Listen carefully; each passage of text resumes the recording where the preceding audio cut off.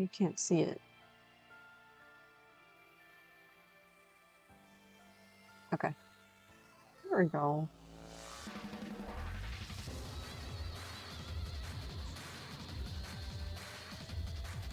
Is that too loud? It's freaking blasting my ear.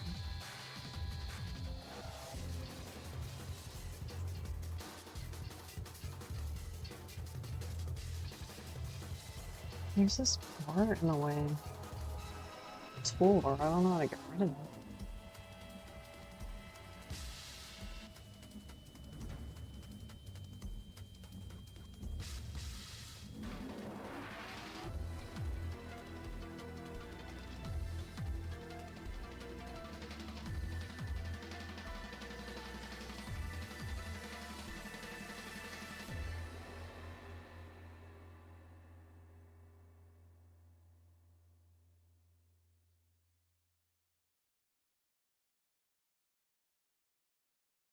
Right, 999.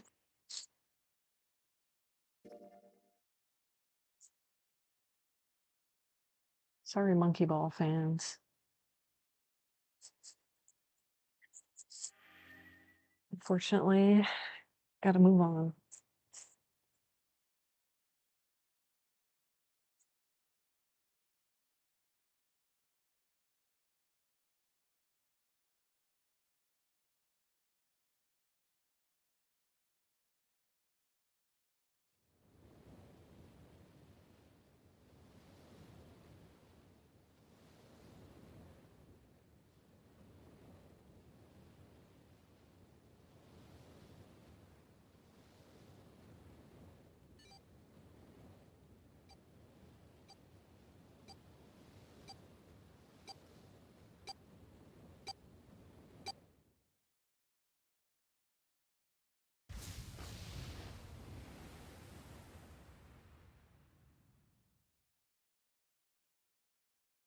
What's screen like this? Loud noise startled Junpei awake and his eyes snapped open. Should I change the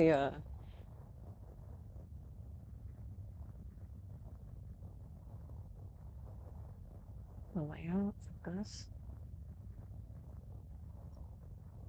As I adjusted to the light, he realized that he didn't recognize his surroundings. Oh man, this whole thing is in the way.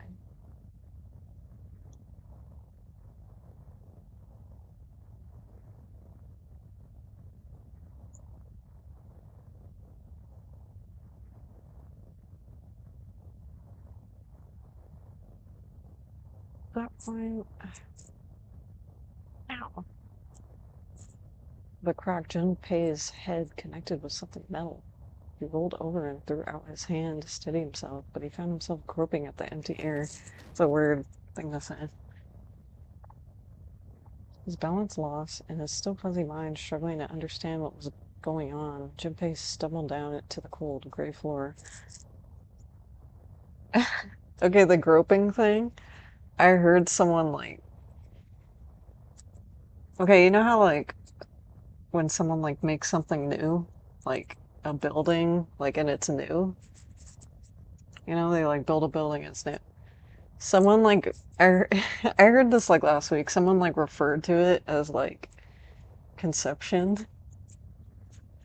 Like the building was conceptual. Like you know what I mean? Like I don't know why you would even use that word. Like why can't you say the building like it was built? Why do you have to say it's conception? I don't know. It's not even that funny. God damn it. Ugh, what the hell? Junpei glared around the room, still trying to determine where he'd woken up. Followed shaking the last cobwebs of sleep in his mind, and finally he understood where he'd fallen from. It was a bed. Three-level bunk bed, in fact. Junpei had fallen apparently from the topmost bunk. His shoulder hurt, his knee hurt, his hip hurt, his whole body hurt. He could feel a bump forming on his forehead where he'd slam it against the low ceiling. Oh man, this is gonna be a lot of talking. He wondered if that bump was the reason he felt his vision wavering a bit, and that seemed unlikely. At first he thought the tremor that ran through his legs was just another effect of his rude awakening, but as he looked around, he realized it was real. The whole room was shaking. Was it an earthquake? It didn't seem likely. It was shaking far too quickly for an earthquake. Then again, Junpei had no idea what it was, if not an earthquake. He tried to tell himself it was important. Junpei rubbed the growling bump on his head and gingerly climbed to his feet. His balance regained and he took a first good look around the room and muttered to himself, "Where am I?" His pain momentarily forgotten in the face of confusion of his circumstances, Junpei looked around the room once again. Minutes passed while Junpei struggled to get his bearings. And as suddenly as they begun, the tremors ceased. A cold silence fell over the room. From somewhere far away, Junpei could hear the sound of metal squeaking. He felt his stomach tighten. There were 1,000 things the sound could have been, but none of the things he could think of were good. In an attempt to distract himself, Junpei looked around the room once more. There was a stove that looked more antique than functional. The 3-level bunk bed had mattresses that were so thin that they were a little more than blankets. On the other side of the room was an identical bed, and set in the wall between the beds was a slightly dirty iron floor. The first thing Junpei noticed about the door was a number roughly emblazoned across it. On the surface of the door in red paint, someone had written 5. 5? What's this 5 mean? Suspicious and still utterly confused, Junpei approached the door slowly. Standing at last in front of the door, Junpei grabbed hold of the L-shaped handle, and push yielded no movement, and a pull at the same result. A few more tries cemented the truth in Junpei's mind. It wouldn't open. It didn't matter how much he pushed and shoved, the handle wouldn't budge. Next to the door was an odd-looking device that reminded Junpei of a card reader. It didn't take a genius to figure out that the odd-looking device was keeping the door shut. Junpei knocked hard on the door. "Hey, hello, is anyone there? Open the door." There was no response. Junpei threw his left fist at the door and stopped. What the hell is this? He really wasn't sure what else to say. 5. On his left wrist was a bracelet, the sort he'd never seen before.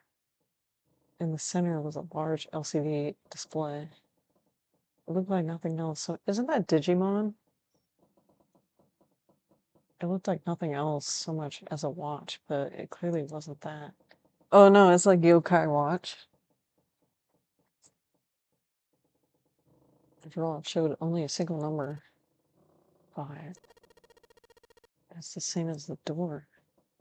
True, the numbers were the same, but he had no idea what that might mean. All he knew was that it was strange and new, and he wanted it off. Junpei flipped his hand over as to remove the watch, but the other side of the bracelet was solid. No buckle, no clasps, and nothing. He sighed and flipped the thing back over. There was a number of rivets around the rim of the base, perhaps. He pushed them, but nothing happened. On a watch, they might be dials for adjusting date or time, but on this bracelet, they did nothing. Junpei was at a loss. What was he going to do? Growing more desperate, he began to tug at it. However, yeah, damn, it's no good. Damn thing won't come off. Steel ring ran from his face around Junpei's wrist and back into the face. He wouldn't be pulling off the bracelet off anytime. What the hell is the deal with this thing? Frustration and desperation were beginning to mix as the reality of the situation began to dawn fully on Junpei. So much was happening, and none of it made sense. Junpei felt as though we were about to explode. Where am I? Why the hell am I here? Why? What the hell happened to me? Oh my god. It was at that moment that he noticed the window. The window was round, rimmed, and riveted brass, like a window from the early 20th century ship. What? Wait, am I in a ship? Junpei walked slowly towards the window. He could see nothing beyond it but a thick, impenetrable darkness. Junpei squinted, trying to see something, anything. It was at that moment. Oh, God. What the? You gotta be kidding me. What the hell is going on here? Uh-oh. I'm in a saw trap.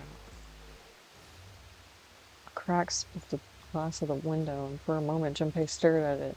Then the window burst, and water began to pour in the room. What the hell? God damn it! Junpei yelled and spun around. His feet slipping on the water already coming through the window, he ran for the door.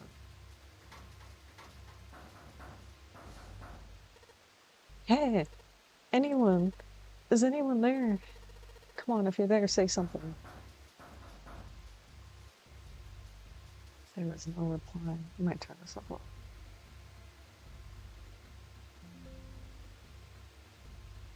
Hopefully it's not too loud. I'm gonna have to check it. Check the bot afterwards. There was no reply. As Junpei screamed and pounded on the door, the water began to rise. He was now ankle deep on the floor and rising quickly towards his knees. Things were not looking good for Junpei. Not good at all. He needed to find a way out. And quickly. Junpei ran a hand across his forehead, brushing the sweat out of his eyes, and looked around the room.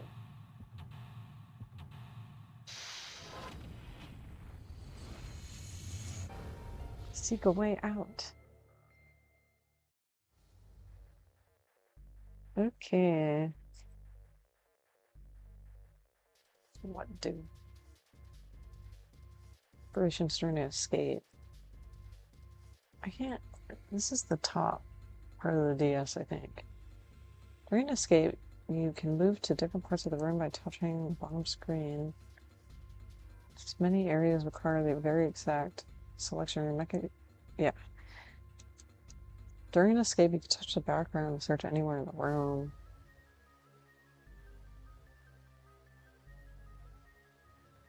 Okay.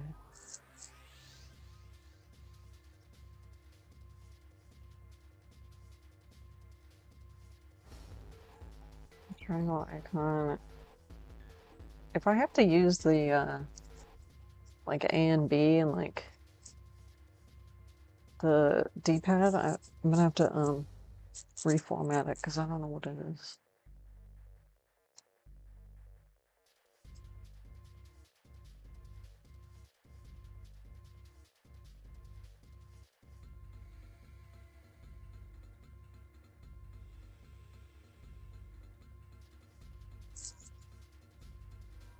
Start Y to save.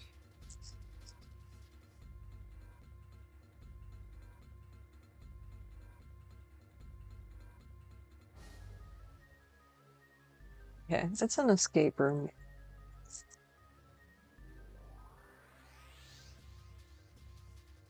Okay. Water just keeps pouring through the window. Looks like a waterfall. I don't think shoving something into the window is gonna stop the water. In other words, if I don't want to die, I need to find a way out of this room to figure this out. I have a time on it?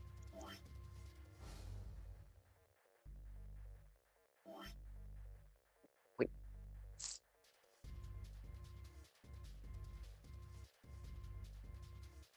During escape, investigating certain parts of the room will allow you to obtain items.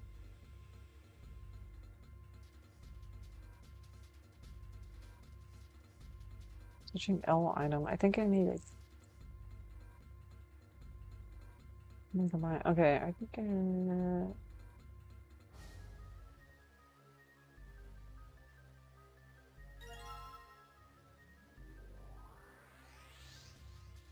What does this all mean?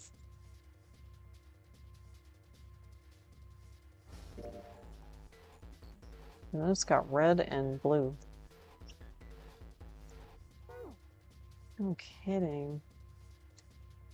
Switching an item on the item screen will select item. I need to select it.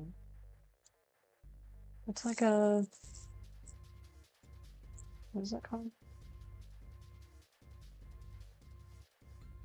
Like a VMA.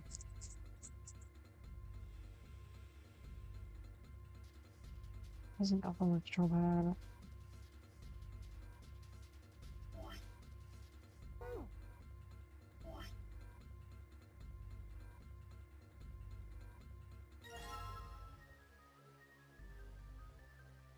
What's this thing?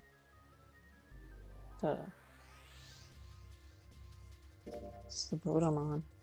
Old picture frame. It's a picture of a ship. Screws keeping the back on. Is it really? I thought it was like those metal things you could just pull back. This is, as far as I could tell, a pole that is attached to the bed. Doesn't seem like just anything hidden on the sink. This is the only drain in the room. Towel next to the sink.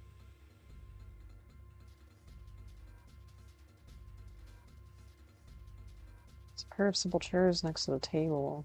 Water's already up to the chair. It doesn't seem like I have a time limit, so it's good. Got it, if I pull off the sheets and shove them into the window, maybe that'll stop the water. Alright, window, let's see how you like this. Oh shoot, it's not gonna happen. There's way too much water coming through there. No way these sheets are gonna be enough to plug up that window. I guess there's only one way I'm gonna live through this. That's by getting the hell out of this room. Girl, there's not really anything else I can do.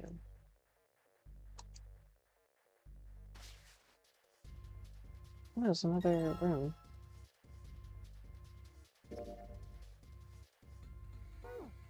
Cool. Junpei grabbed the key and shoved it in his pocket. He intended to leave immediately, but something stopped him. His reflection stared... Oh, this is a mirror? That was another room. His reflection stared back at him from the mirror, but he had scarcely recognized himself. What's up with my face? His confusion was well justified. His face was drawn and pale, and the dark circles under his eyes made him look as though he was nearly dead. Man, what the hell happened to me? How did I end up here? Even as he said it, something in his mind opened and a memory bobbed to the surface. It was the last thing Junpei remembered before waking up in the strange room. It was past midnight when he came home.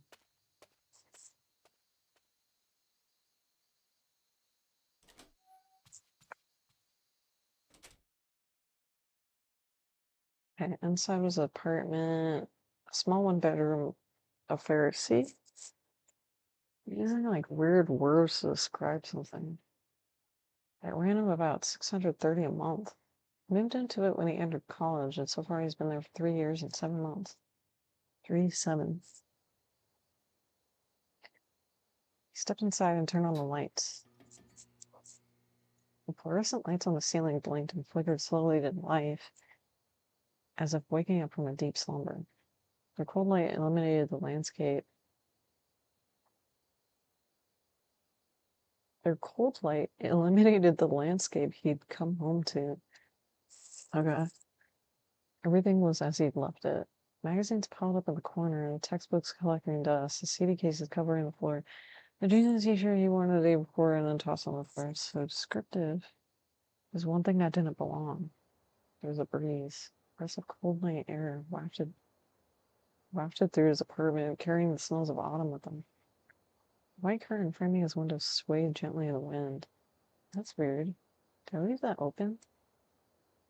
Junpei walked towards the window, trying to remember if he'd closed it or not before he left. What was it? I just got like this weird, like chill. Like when he said that. You know, like, yeah, it's like someone is behind me or something. One of the panes was hanging open. He stuck his head out and looked around. Nothing seemed out of the ordinary. Junpei shrugged. I might have just left it open earlier. Close the window. Then it happened. Ugh, that's creepy. Junpei turned and found himself face to face with a man dressed in all black. The man wore a deep hood and a bulky gas mask. His face was entirely hidden. Junpei tried to scream, but all he could manage was a strangled croak. He tried to step forward towards the man, but his legs could no longer support his weight. Just beat him up, Junpei. Junpei collapsed to the floor, a crumbled heap of limbs, and like a discarded puppet. Too late. He noticed the white smoke that was quickly filling his apartment. A small object, shaped distressingly like a grenade, sat on the floor in front of his face, hissing. The white smoke poured out of it at an incredible rate. The smoke had grown so thick that the details of Junpei's apartment began to fade into the white haze. He could feel his mind fade as well, a white haze that was not smoke creeping into the edges of his vision. Consider this a privilege. You've been chosen. A rasping voice wormed his way out of the gas mask. It was cold and harsh and distorted in some way Junpei couldn't put his finger on. You're going to participate in a game. Squid Games! The nonnery game. It is a game where you put your life on the line. It was the last thing Junpei remembered. White smoke overpowered him. The masked man faded from his vision, and he felt his consciousness fade away. That's right. The guy with the gas mask. That son of a bitch must have taken me here. As to who the man was, or might have been, Junpei had no idea. Indeed, he wasn't even sure that his assailant had been a man. The voice had been cold and mechanical, likely passed through a voice changer, and the body had been covered in a thick cloak. Who was the man? Mask. You have been chosen.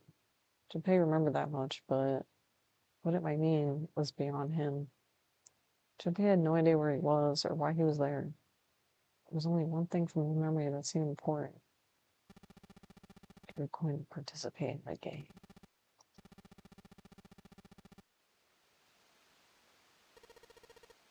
The nonnery game, huh? What the hell is a nonnery game? God damn it. With a yell, Junpei drove his fist into the mirror.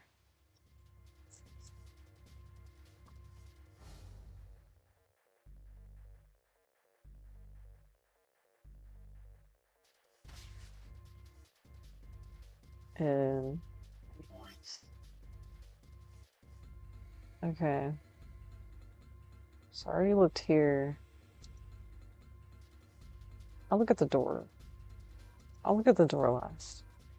Can't see the bottom of the ladder. Oh man, the water's already up to the bottom of the bed. I gotta hurry this up. No dice, it's locked tight. Let's see if there's anything in the keyhole. Ah, shit. Number on the dials is 0101. I guess I need to put the key in the keyhole before I can enter any numbers on the dial.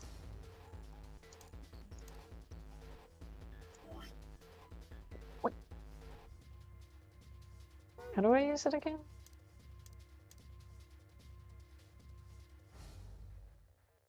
Looks like the key is the right size, but I can't get in the keyhole.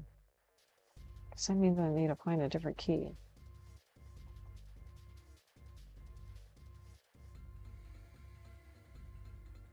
This is the door to the stove. Well, it opened easily enough. This game...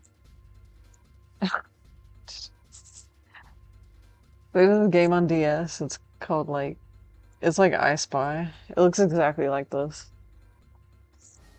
It's really fun. You should play it. There's, like... The best one is, like... It's, like, medieval. It's so fun.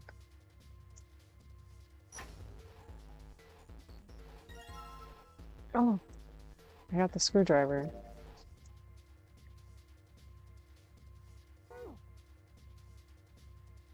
Finding items. If you take 2 items you found, return to something else.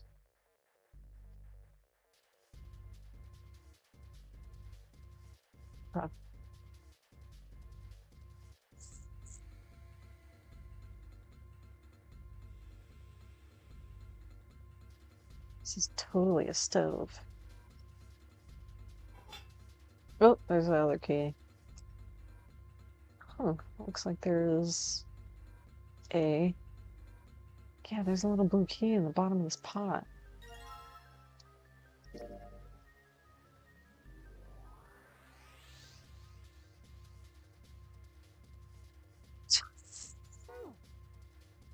It's red. Your rig's red.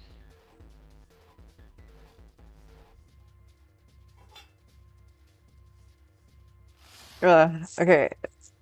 I was like scared something was gonna happen. There's some hangers on the pole. Okay, use the red key. It's just like the blue briefcase. Yep, there's a lock on this one too, and it's not opening.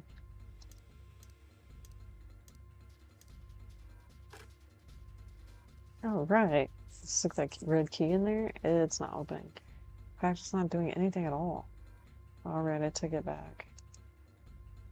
So it looks like I'm gonna have to put in the right numbers. I don't know what the right numbers are. During escape, your investigation may trigger one of the several minigames.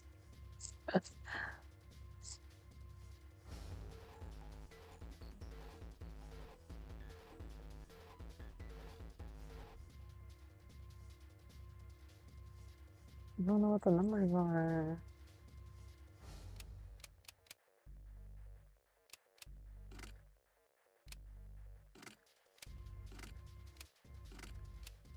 I'm just kidding, I'm not gonna do that.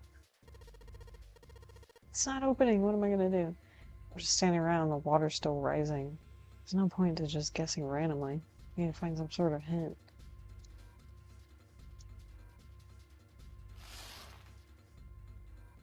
There. Okay, I already looked there, so let me check the door. 5. 5, huh? What does that mean? I guess that's a lever, huh? Huh? Huh? Maybe if I pull it. Well, it looks like pulling on the lever just makes a weird noise. The light's still red. Your rig is red. Damn it! Why the hell isn't this thing opening? It needs a key card. Okay. Wait. Okay. We can combine this with this. Screwdriver's got the screws off, and here's the picture. Oh shit. It's a code.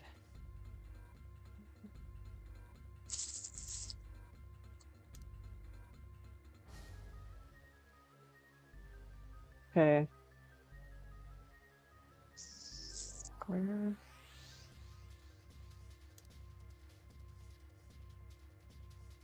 Square is it?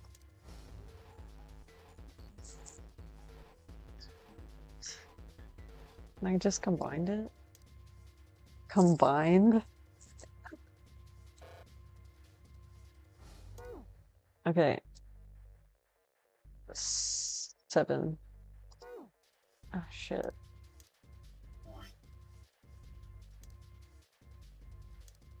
Okay, it's a 7. And then...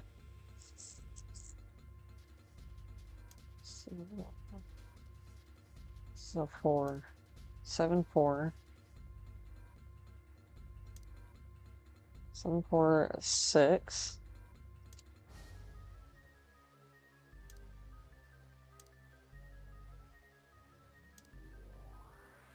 7, 4, 6, 3.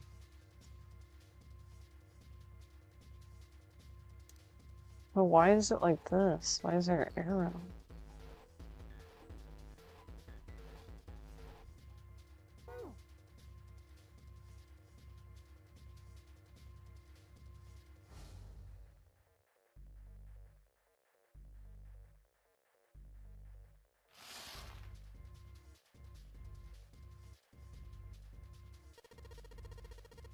Seven, 4, 6, 3.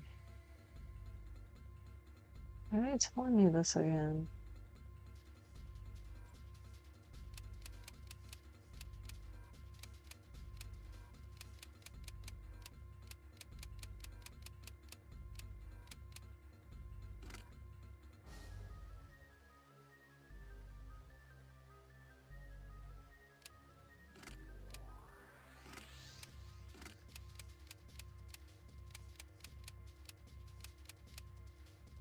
What is it?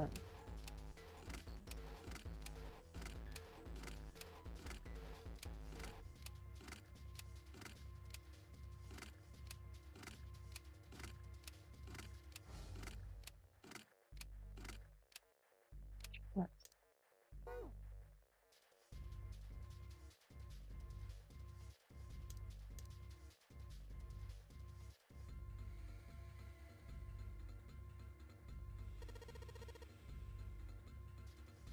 But it keeps showing the instructions.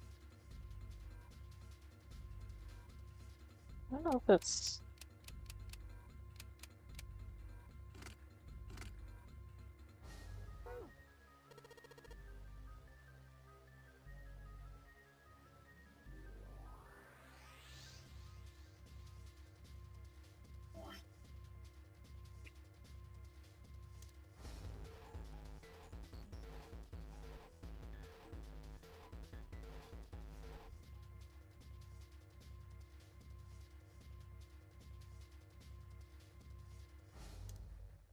I just don't know why there's a line here.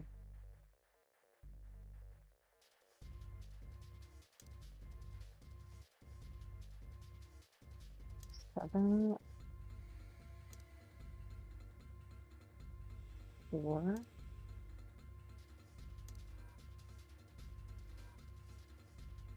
6, 3, 7, 4, 6, 3.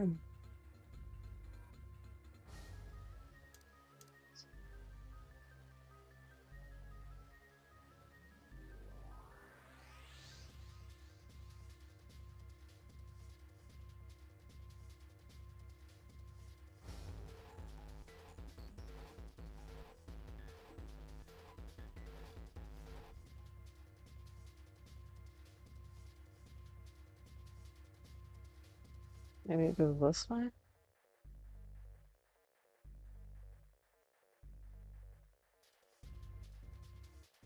Maybe it goes this way.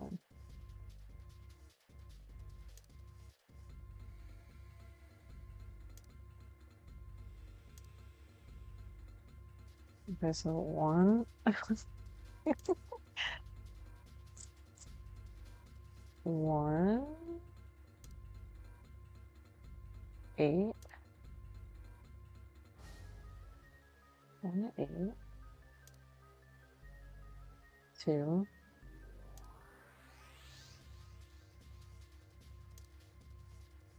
9, 1, 8, 2, 9.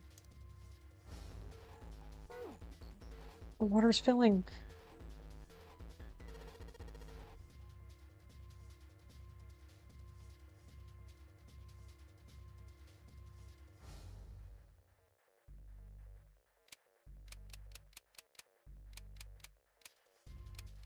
Wait, this only goes up to 5.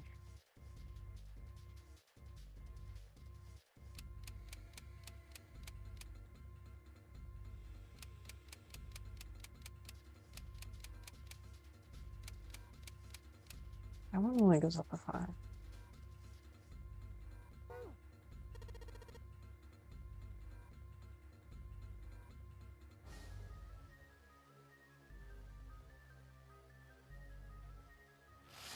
Peculiar.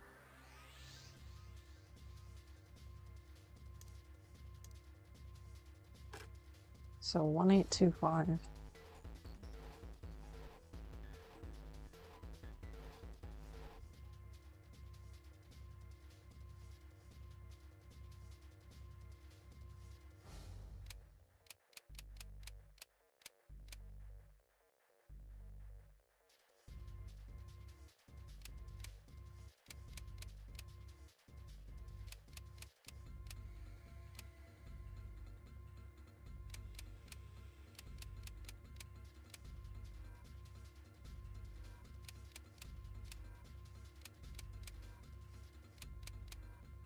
I just thought of something. The number on the door is 5.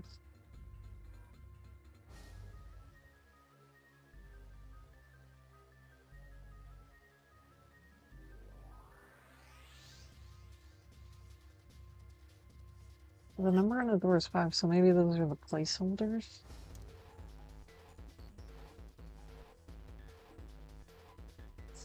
I don't know, I'm just trying to...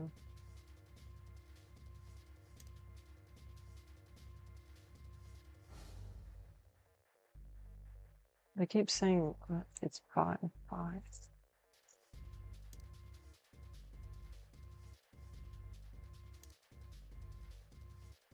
Okay, this is 6. 3, 6, 3.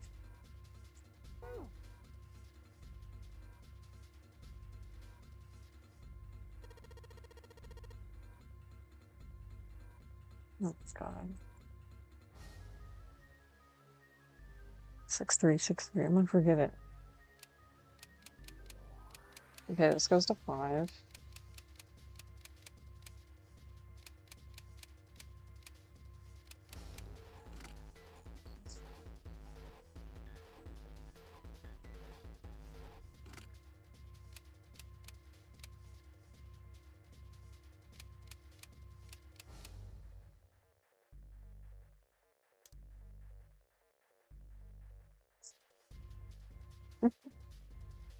Um,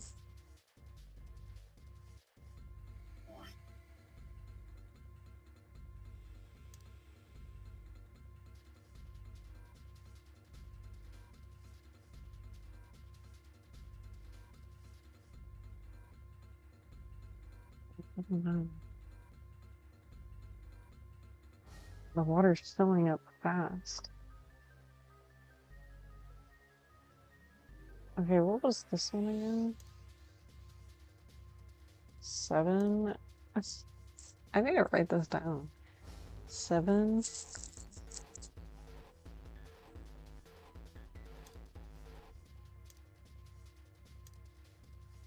7, 4. 7, 4, 6. 7, 4, 6, 3.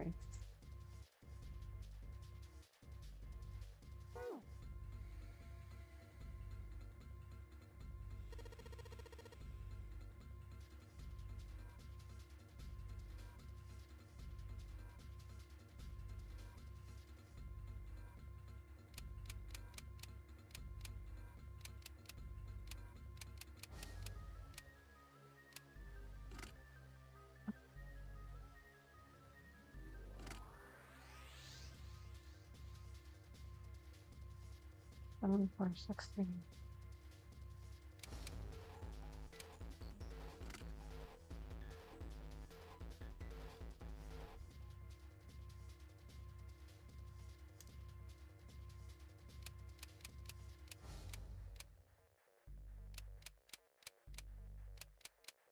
Shit.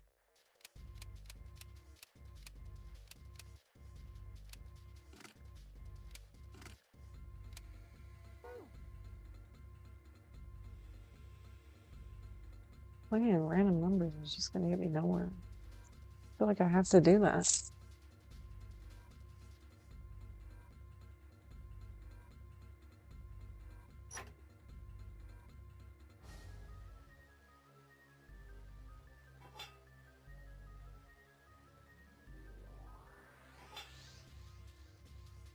This is the first level.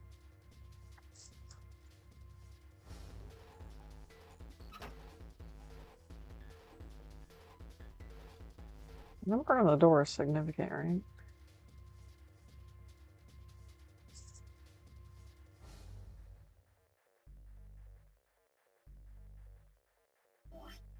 Just tripping.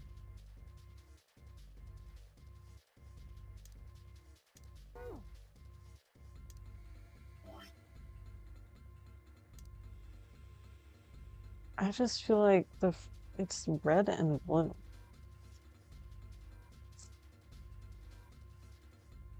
The number on the door is 5. So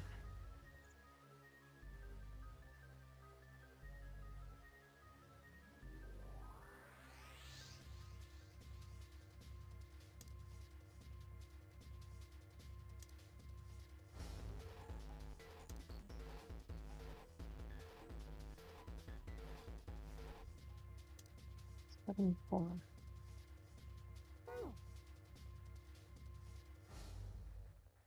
745.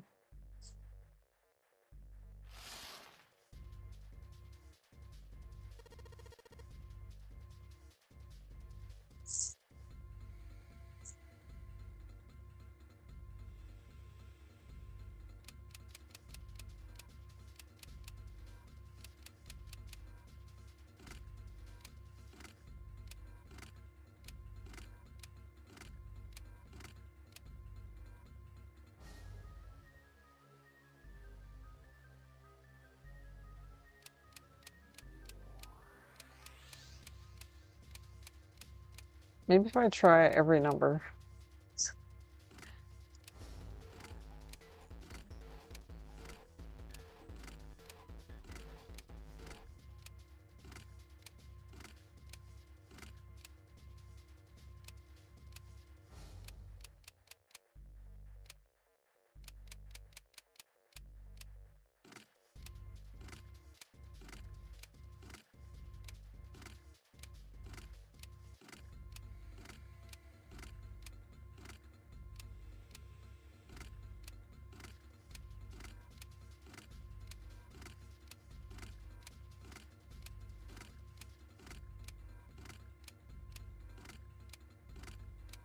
This is just ridiculous. Maybe I didn't get all the clues.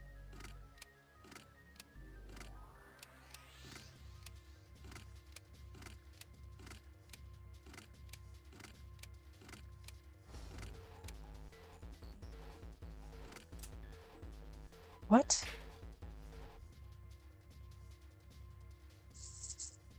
Are you kidding me?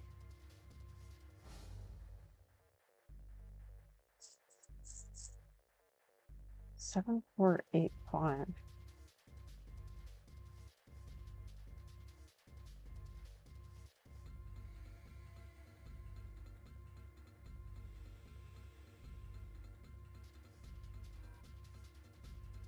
Wait, let me pull up my notepad. Hold on, so I can read these.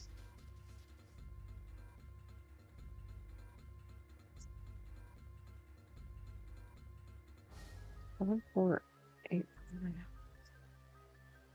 The first two numbers are right.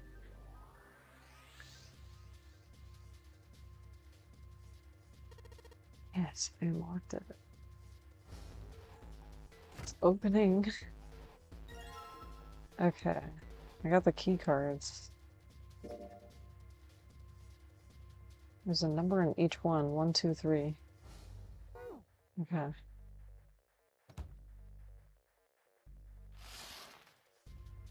Okay, so this blue one.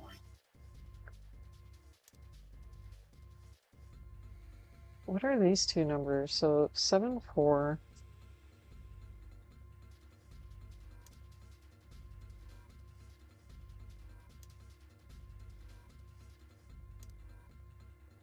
Seven, 4, 6. 3. 7, 4, 6, 3.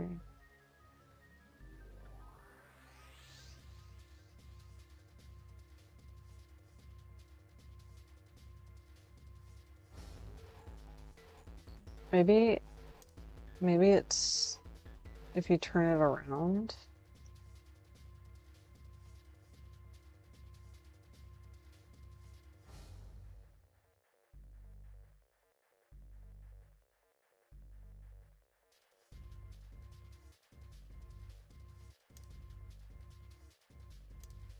One, 1, 8. 1, 8, 2.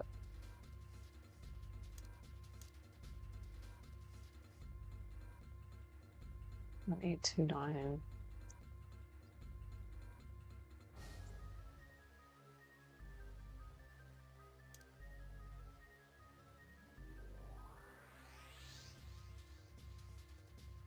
And the red code was 7, 4, 8, 5. Hey, I don't know.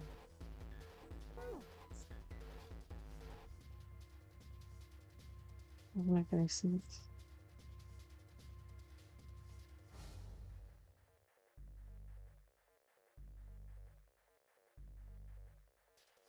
Oh no.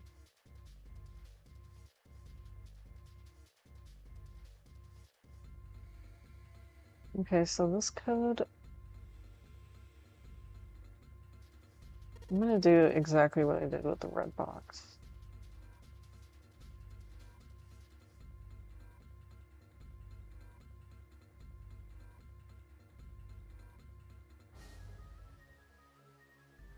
Okay, I'm gonna do 1.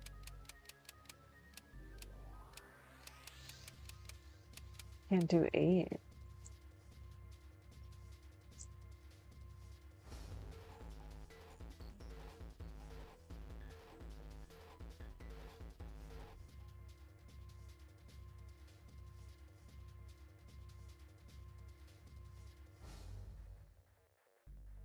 Wait, let me show you what I wrote.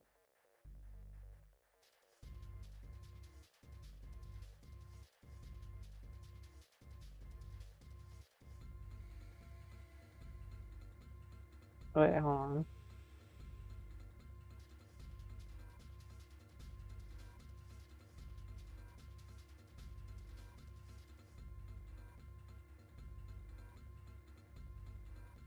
Okay.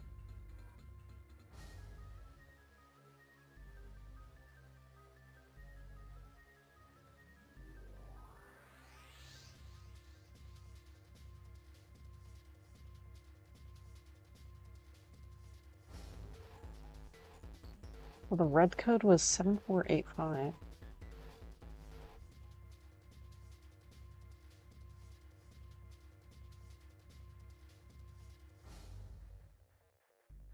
That doesn't make any sense.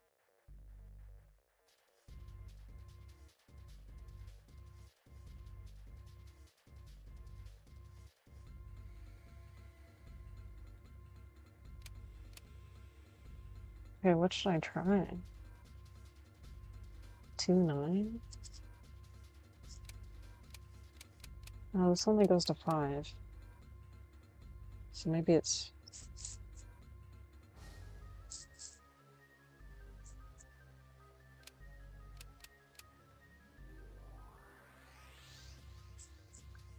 the only thing that'll fit in there.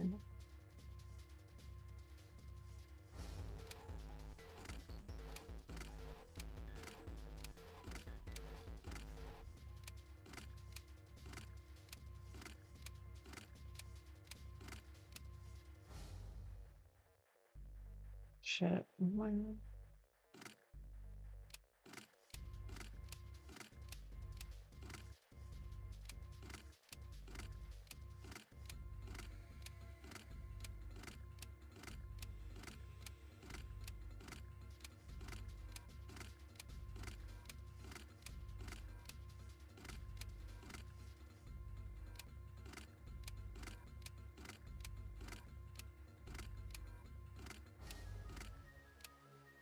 Fuck.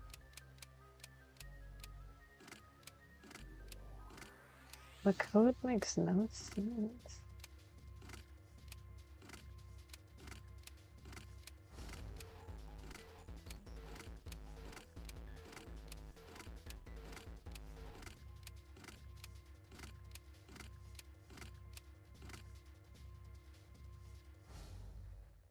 What the hell?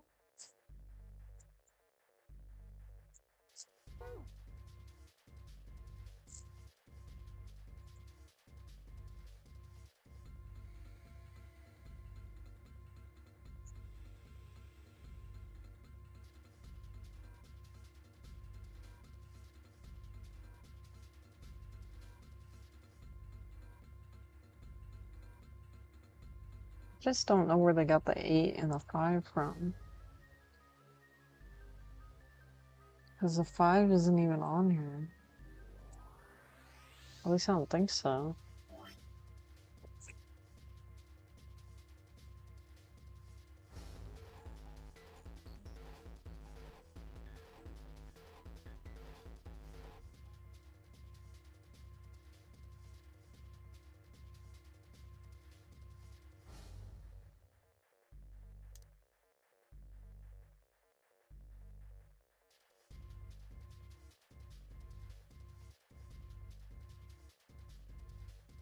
Yeah, the 5 is a square.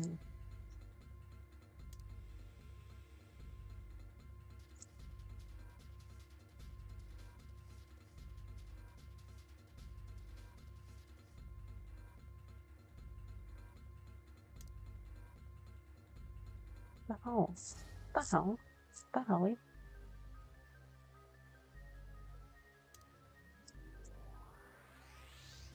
118. What the fuck?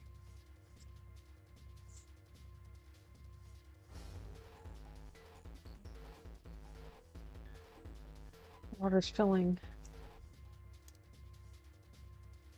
Eh. Eh.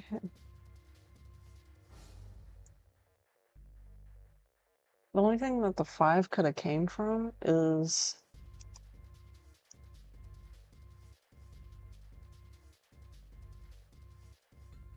The only thing the 5 could have came from was maybe the door?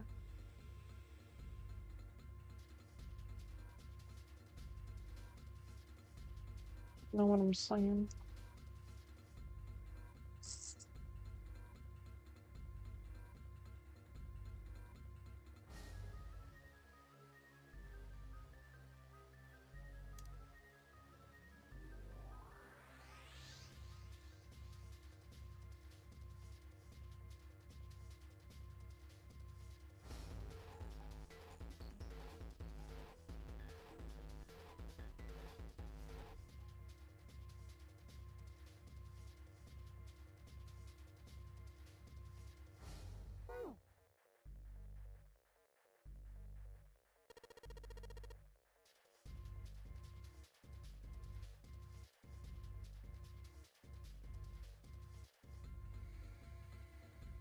Maybe the last 3 is... Or the last 2 is 6-3.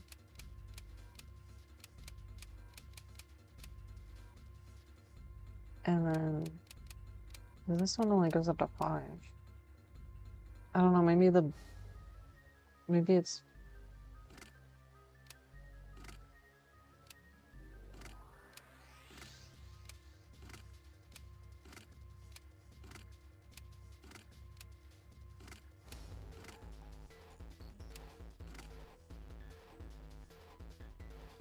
In the world?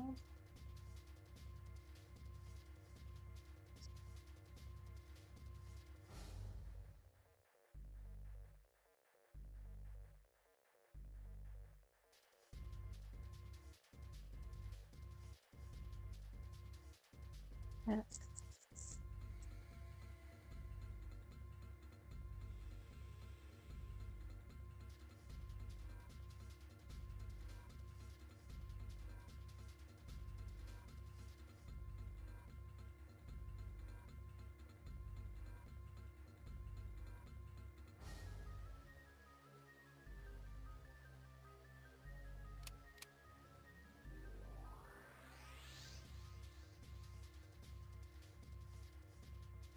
I don't know. Man, you gotta freaking think for this.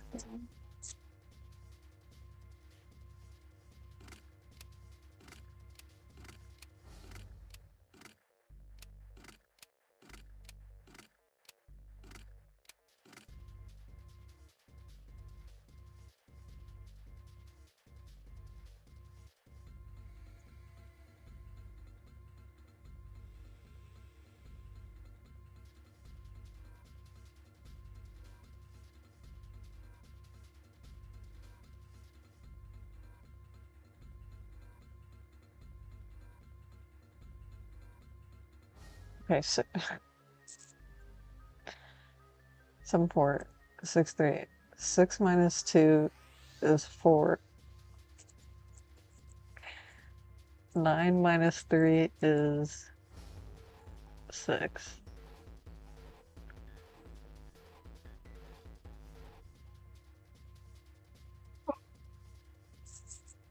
Oh. 6 plus 2 is 8.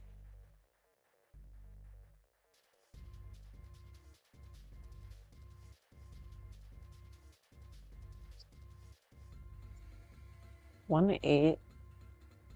1 8. 885.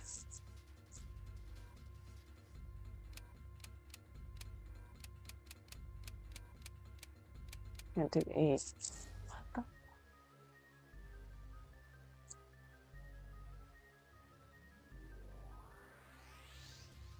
That's impossible. Monkey ball's easier than this. What am I doing?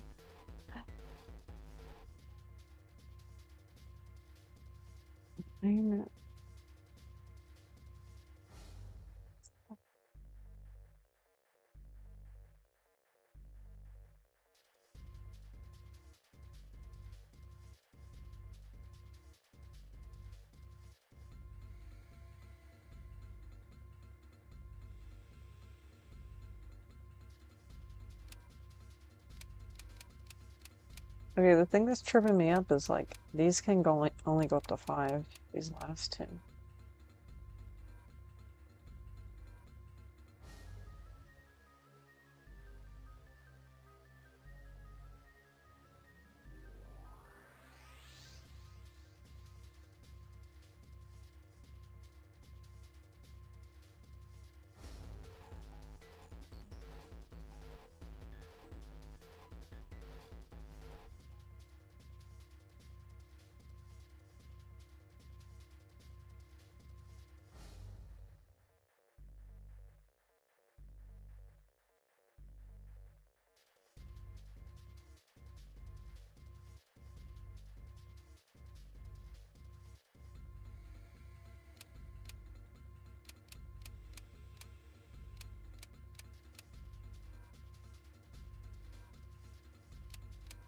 Three.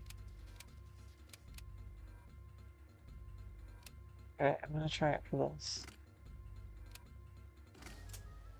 What?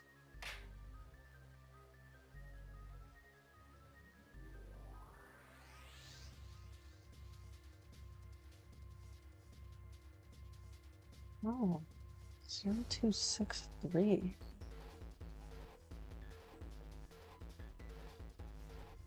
How in the fuck did you get that? How?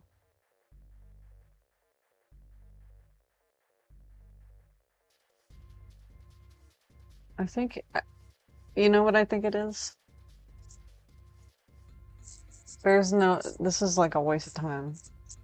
All you need is these last two numbers. You just need the two numbers and then you have to guess.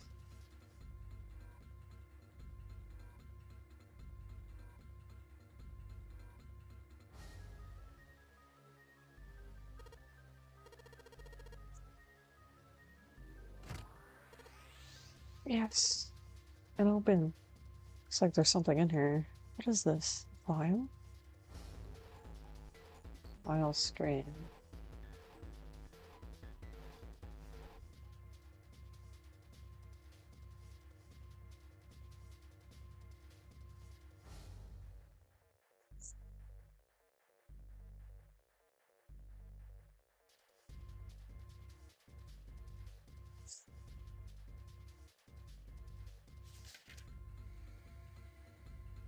Digital root.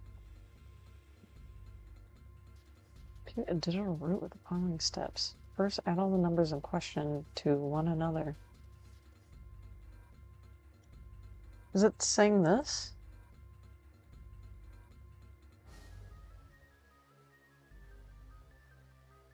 You end up with something greater than a single digit number. Add the digits to one another. For instance, if you have a double digit number, add the number in the tens place. So the number in the ones place. Keep adding digits in the manner until you have a single digit number. Final digit is your digital root. The digital root of 673.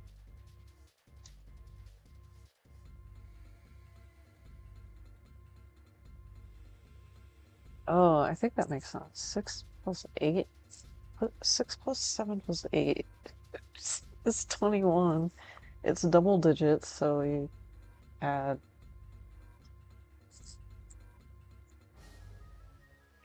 this.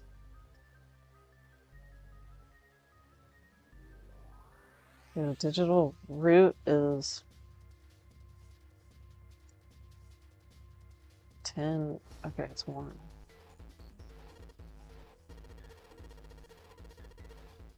So I just keep adding numbers until I get a single digit number.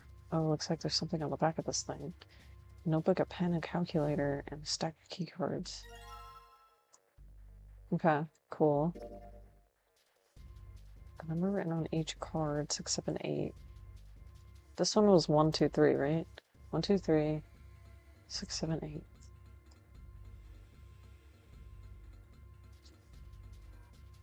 Yeah, 1, 2, 3, 6, 7, 8. This game, I swear. Okay, the red key cards. This is so ridiculous. 1, 2, 3, 6, 7, 8.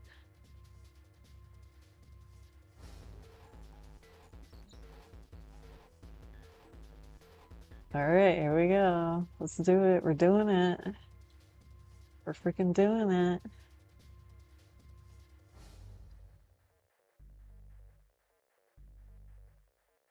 We're gaming. Calculator screen could be used during an escape. I gave you a freaking calculator. What else is gonna be in this game?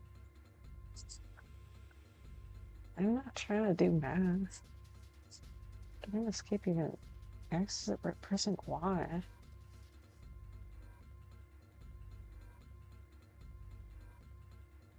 I'm using the calculator, the numbers on top of your calculation, and the numbers on the bottom of your answer.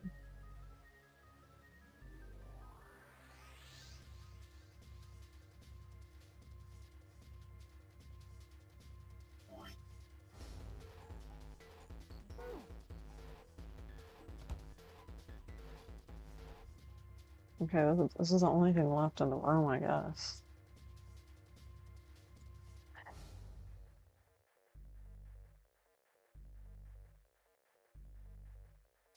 Okay, the cards with the numbers on them, I'm pretty sure this is where I'm supposed to use them.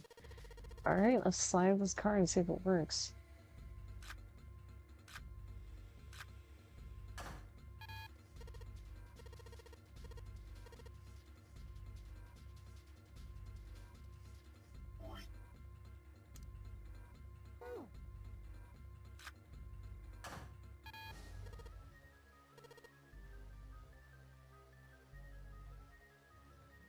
I've only got one other hint. 5? Oh, files. Shit.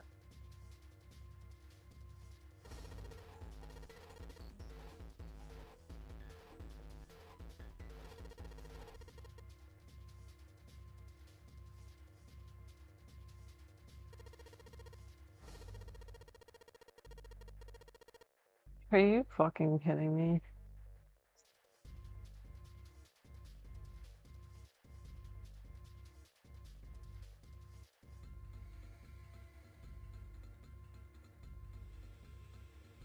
Is this fun?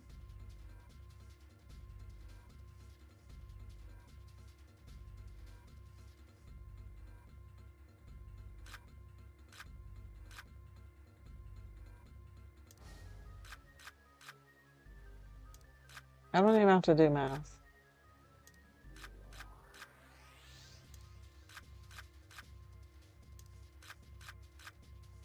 Just tells me it. Oh, you can't see.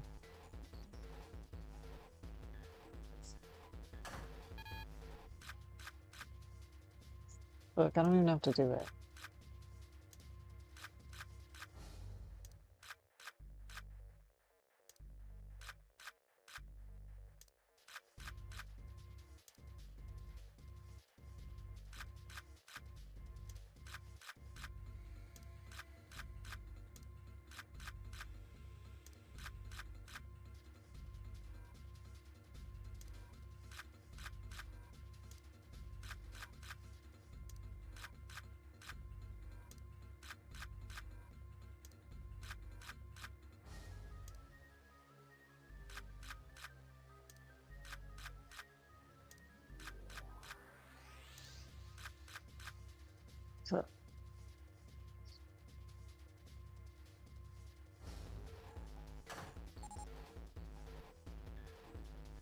Boom, baby.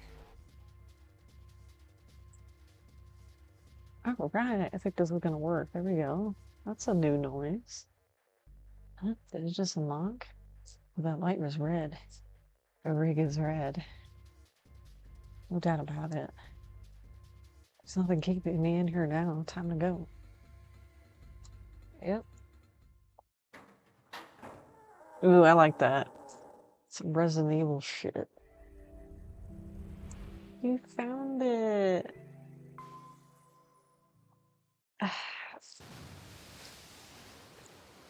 That was just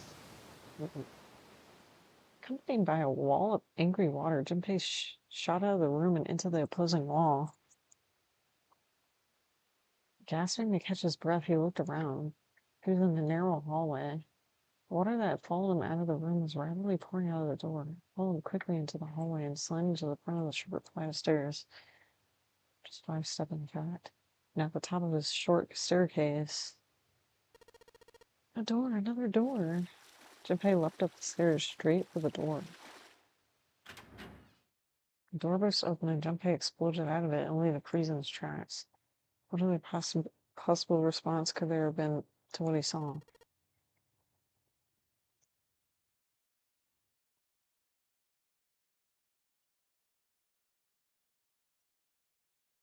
I don't want you to hear me gulping.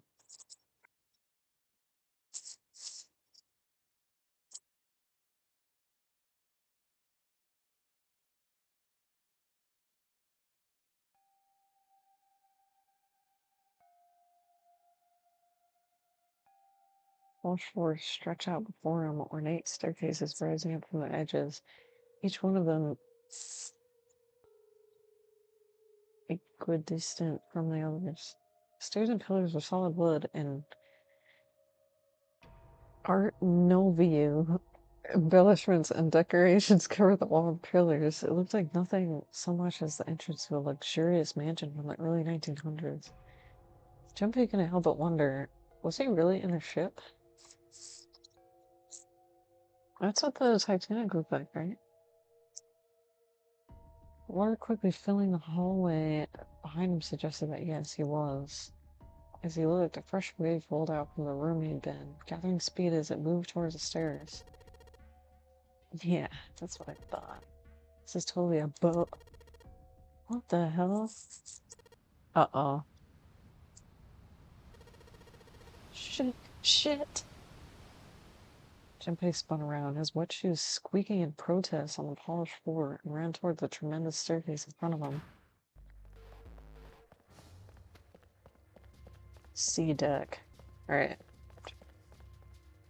B deck. Okay, here's another minigame. As he ran, he glanced quickly at the plates mounted on the wall, denoting the decks of the ship. He took the stairs 2 at a time, not entirely sure where he'd find himself. Just as he began to wonder where, in fact, the stairs did lead. Oh? Oh my god, her boobs are falling out.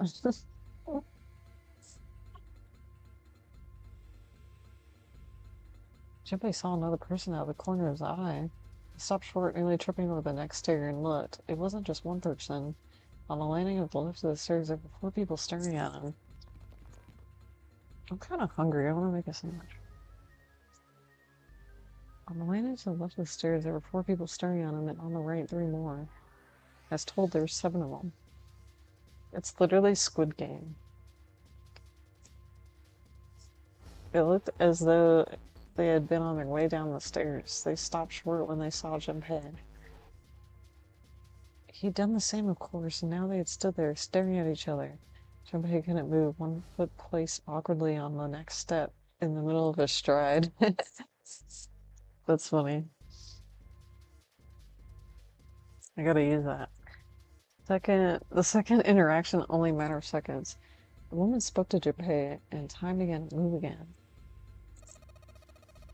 I guess there's another one of us now. The woman was dressed, Junpei thought, rather like a dancer. Her clothes were covered very little, and her prodigious jewelry a little more. Hey, you, come on. Hurry.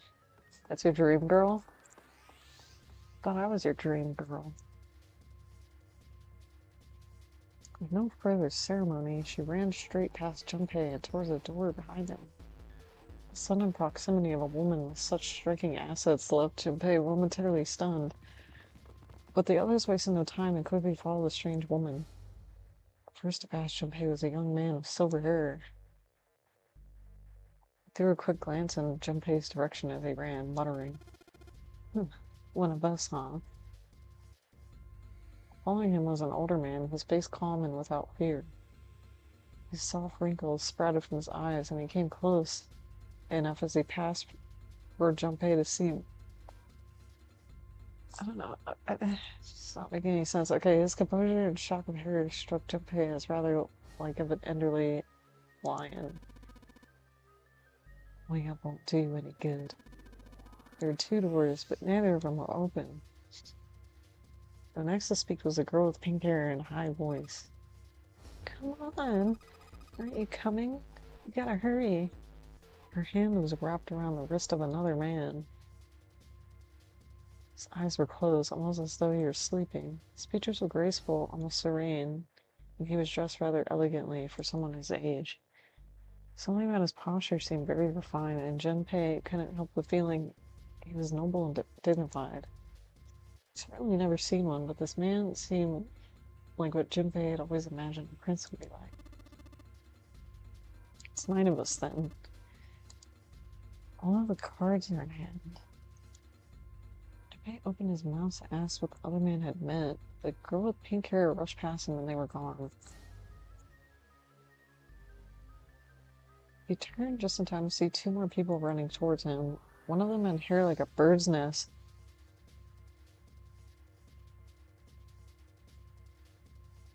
That's kind of racist.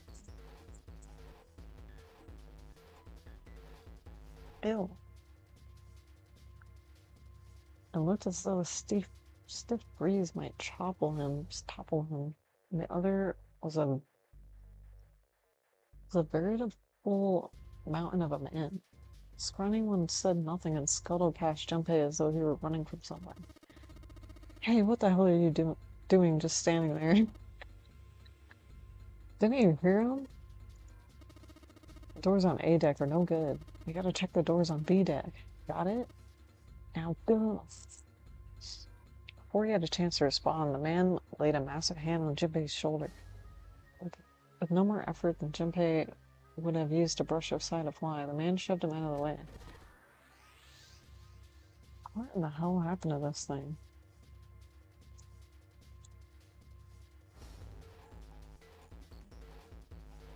Whoa. Whoa. They're not balanced by the man in recent events. It took Junpei a few steps to get his bearings. He finally regained his balance and looked up at what the other 7 had been running towards. Uh-oh, more numbers. Oh, the doors looked quite sturdy and each had handles jutting from them.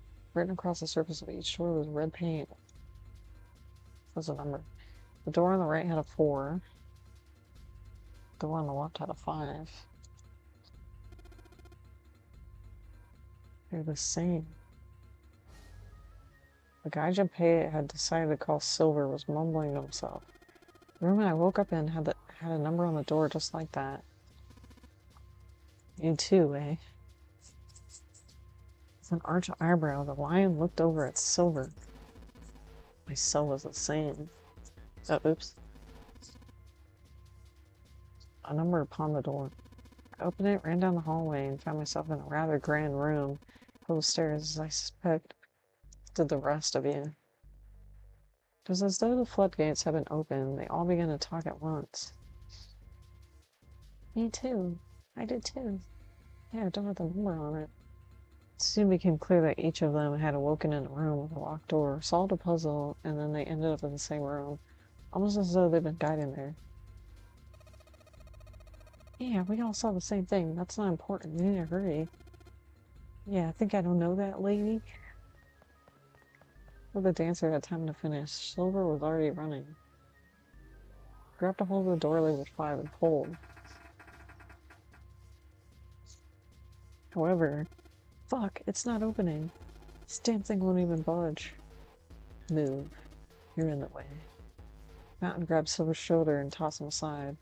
His path cleared. He took a few steps back and threw himself at the door. The door. Once. Twice. Thrice. The door shook as his body slammed into it and showed no signs of breaking or opening. Mountain threw himself at the door again. Junpei turned towards the door 4. Next to the door on the wall was a small box. It looked like just the one he'd seen in his room next to that door. If it was the same, then the door was likely locked as well. Still, he had to check. Junpei grabbed a handle and threw all of his weight into it.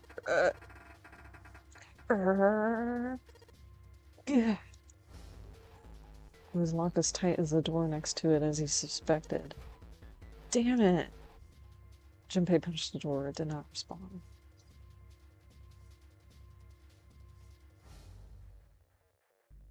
Are these the only doors? He barely finished the thought when the C-deck plate passed on his way up sprang, unbidden, to his mind. His body moved before he had time to think. Junpei turned and ran back towards the stairs. He had scarcely taken a skip when, at the top of the stairs next to an ornate clock, he saw a person. A love interest. She looked to be the same age as Junpei. He froze, unable to look away from her face. He wasn't confounded by her beauty or something equally silly. No, there was another reason he couldn't take his eyes. Junpei had seen her somewhere. He couldn't quite remember where, but he knew he'd met her before. The girl, too, stared at Junpei. Her response suggested she'd seen him before as well. Without saying a word, Junpei walked slowly towards her. She didn't move. It was almost as though she was held in place by some sort of spell. As Junpei stepped onto her landing, the spell broke. No sooner had he set his foot down, the whole ship shook. Ship shook. Ah! Quake caught the girl unprepared, and she fell. Moving on instinct, Junpei leapt to catch her. So he thought. Uh-oh.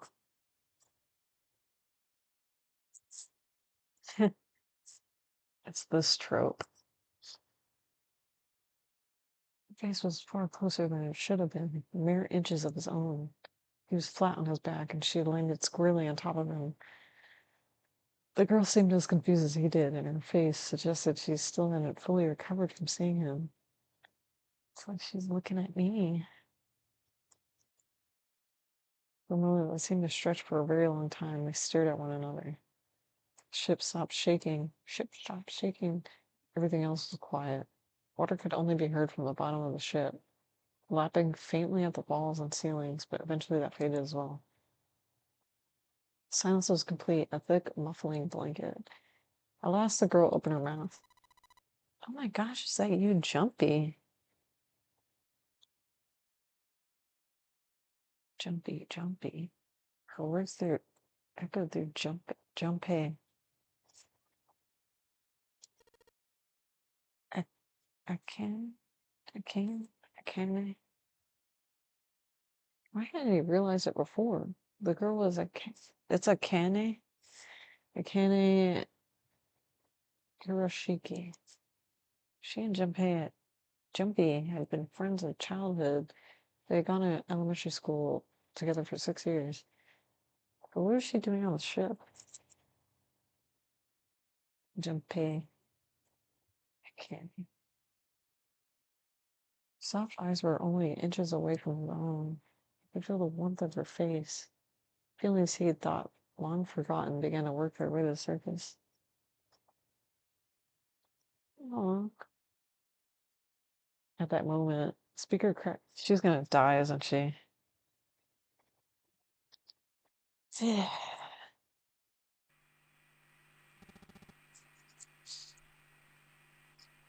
Cold, eerie voice echoed the room. Welcome aboard. I welcome you all from the bottom of my heart to this, my vessel. The voices invasion, the spell between Junpei and Akane was broken and all hands of... There's more important things right now, Junpei. They hurriedly untangled themselves from one another and struggled to their feet. Their 7 companions had heard the voice as well, and many of their faces had gone pale. They looked around frantically, desperate to locate the source of the voice. At last, they found it. The speaker set in the ceiling. I'm Zero, the captain of the ship. I'm also the person who invited you here. The voice was harsh, obscured occasionally by the crackle of static. But Junpei recognized it. How could he have forgotten it? It was the same voice he had heard from the man in the gas mask. Hey, asshole! What the hell is this?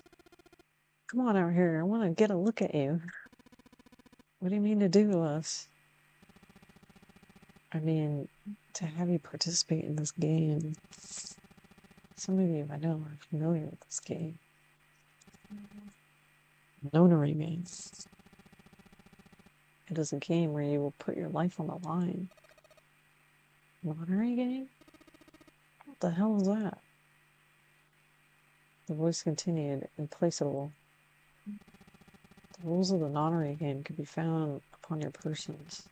They're simple rules. Read them. Nonary game? Hey, there's something in my pocket. Check this out. Silver reached into his pocket and pulled out a small slip of paper. The rest of them reached into their own pockets and pulled out similar slips. Jimmy followed suit and dug into the pocket of his pants. He felt the telltale crumble of paper, slightly damp from his earlier ordeal. Hey, I got one too. And it would seem Zero has seen fit to grace us each with a letter. Would you mind terribly reading it to us? What does that mean? His request had been delivered to Junpei, who, after a short moment of surprise, did as he had been asked. On this ship, you will find a handful of doors emblazoned with numbers. We will call them the numbered doors. The doors in front of you are a pair of the same. The key to opening these numbered doors are the numbered bracelets that each of you possess. I think we have a 5. Should you total the numbers on your numbered bracelets and find that the digital root of the number is equal to the number of that door, the door will open.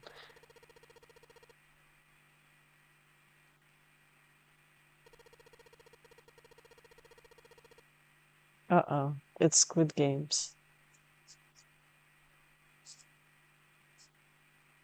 Only 3 to 5 people could pass through one number door. All those who enter must leave, and all who enter must contribute.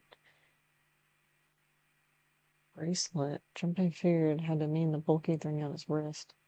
Glanced around, it looked like everyone else had one as well, and had come to much the same conclusion. The purpose of the game is simple. Leave the ship alive. It is hidden, but an exit can be found. Seek a way out. Seek the door that carries a 9.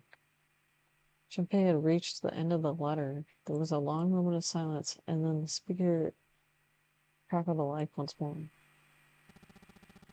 There's one last thing I must tell you. As you have no doubt surmised, the ship has begun to sink. On April 14th, 1912, the famous ocean liner Titanic crashed into an iceberg. After remaining afloat for 2 hours and 40 minutes, it sank beneath the waters of North Atlantic. I will give you more time. 9 hours. That is the time you will be given to make your escape. 9 doors, 9 hours, 9 something. The voice finished and the speaker went silent. The sound of a bell tolling. For whom the bell tolls.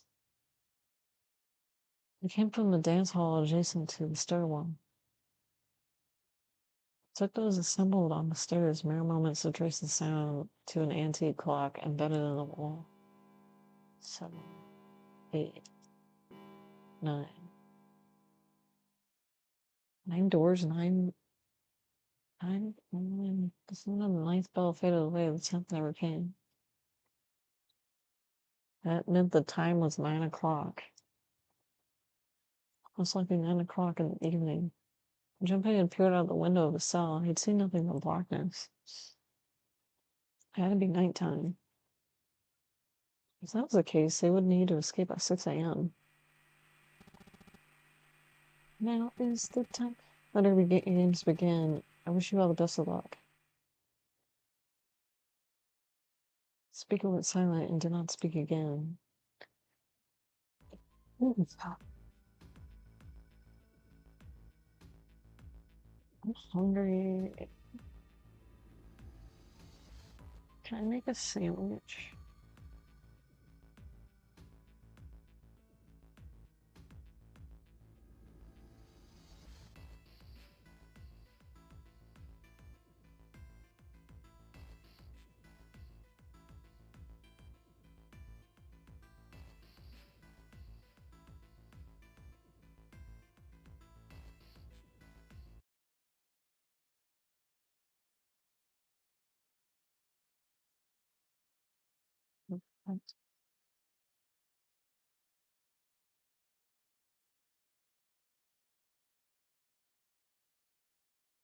What would you do it? Oh, wait, never mind.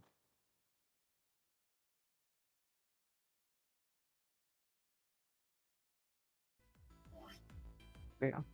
I had to map it.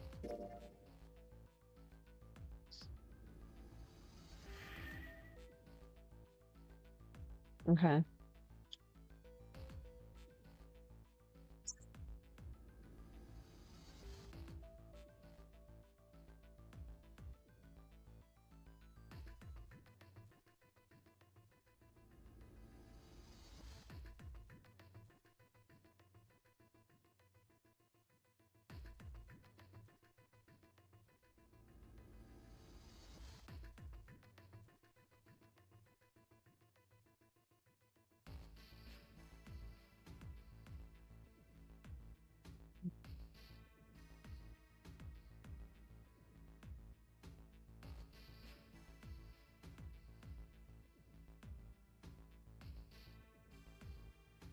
Be right back, making a sandwich.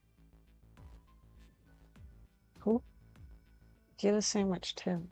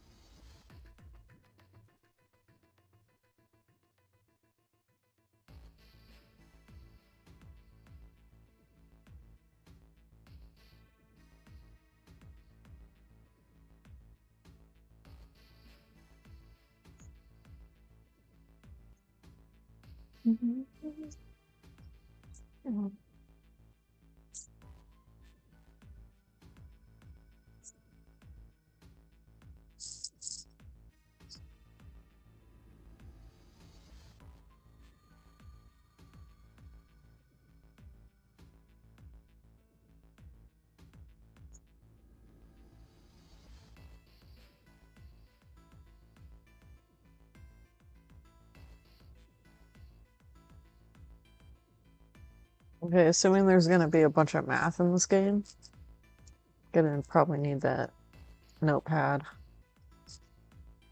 Like, for sure. You know what I'm saying? You don't want to sign.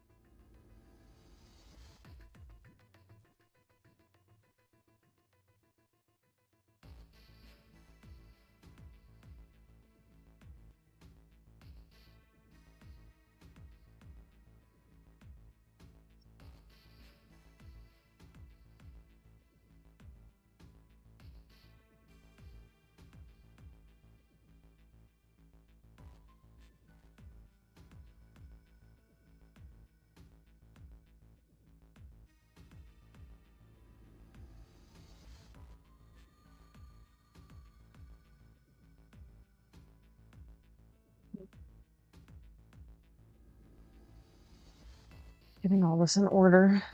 No, I don't want to quit. I'm not a quitter.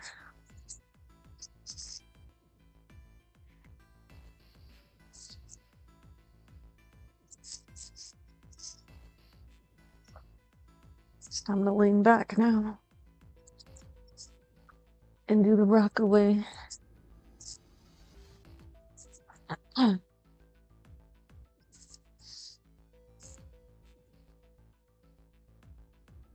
Except this isn't comfortable at all.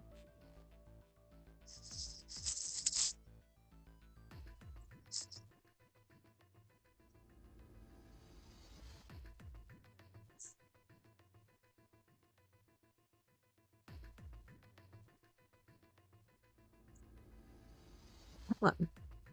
Come on.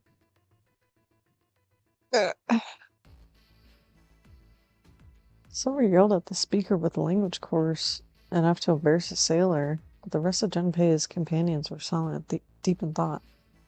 Junpei, too, was consumed by his thoughts. There was a great deal he didn't understand. Who was Zero?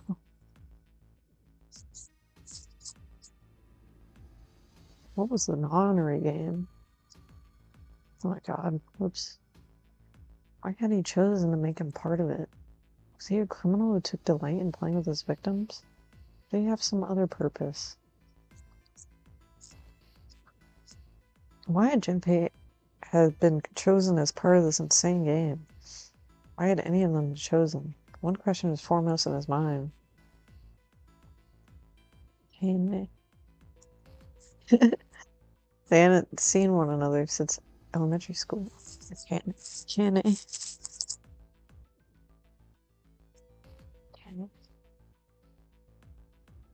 Why had she appeared now? Can't see me if I'm leaning back. That's the best part, right?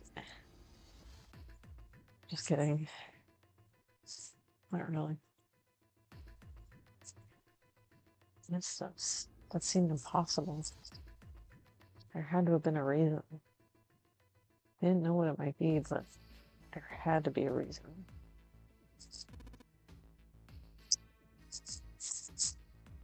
I have a feeling she's gonna die. Lion's voice seemed oddly low. They're probably all gonna die. Standing around won't do us any good. Best we get moving, don't you think? Get moving? Are you planning to open the numbered doors? Hey, wait. Don't tell me you're actually going to do what Zero says.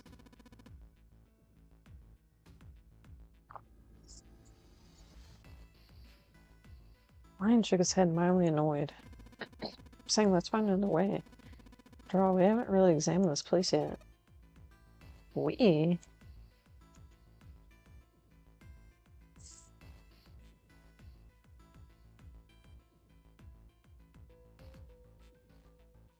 Oh shit. Their separate investigations finished. All 9 people returned to where they left one another. The result of their work was nothing. They were completely sealed in. The hard work had not gone completely to waste. They had learned a number of things as they scoured through the parts of the ship they couldn't reach. It seemed as though they were confined through decks A through C.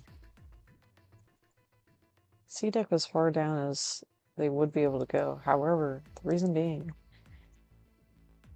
the D deck was completely submerged. Strangely, however, the water had risen no higher than D deck. The flow seemed to have been stopped somehow, as evidenced by the surface of the water in D deck, which was as smooth as glass. Prince kneeled down and gently drew his hand across it.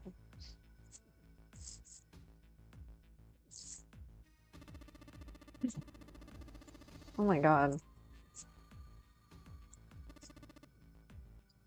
I didn't read what he said. Sort of remote control to seal a watertight door lower down. He said their time limit was 9 hours. In other words, water won't rise for 9 hours. You're saying we won't sink till then?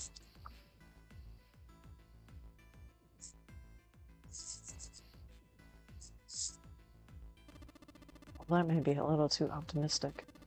No point in wishful thinking. There were 3 metal doors on C deck. A single door stood off to the side with 2 or more. Should I change the category?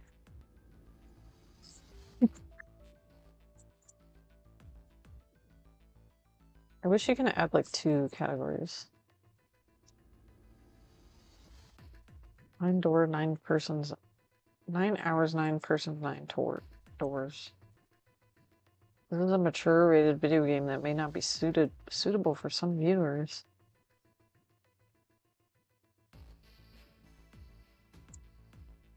That's not a good sign. I played this when I was a kid.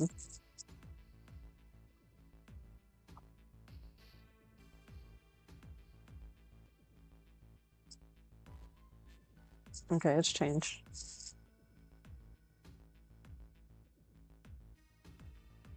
Single door stood off to the side with 2 more on the wall facing the central staircase.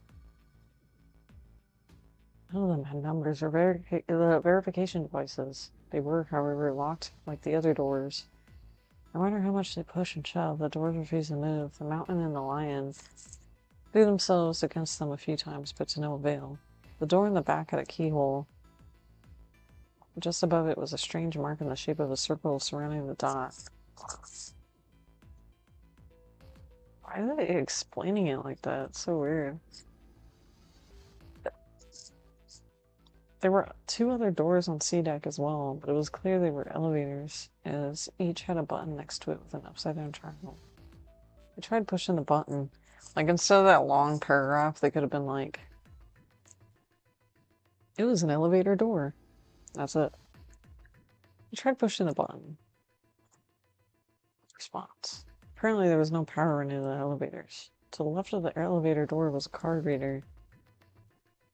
The card reader is made... Is that horoscope? Looks like a lowercase h with a dash drawn across the upper stem of the H. Jinpei stared at it for a while. This is the symbol of Saturn. It's an astrological symbol. And the mark on the other door. I think that was a sun symbol. It was?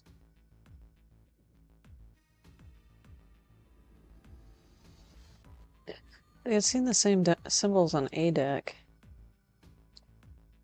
There was a door on either side of the stairs. The one on the left had a keyhole with a similar symbol engraved in it. This is an Earth symbol. The horizontal line symbolizes the equator. She has a deep voice. And the vertical one represents the prime meridian.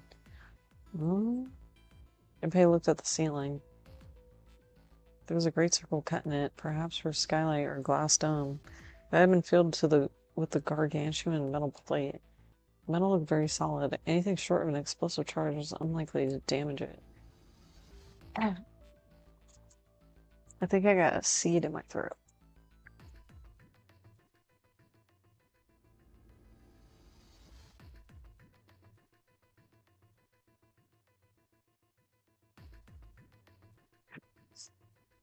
There were several windows along the sides of the ship, or at least there had been.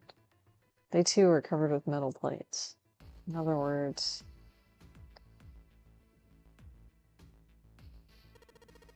trapped. All the exits go nowhere. Junpei was not happy. The girl with the pink hair spoke up. Well, I'm sure they'd go somewhere. We just can't open them. Then the mountain spoke. You don't know that. For all we know, they just open into the walls or take us in circles. The prince did not agree. No, I'm sure they go somewhere. Otherwise, what point would there be? And we can open them. Well, 2 of them at least.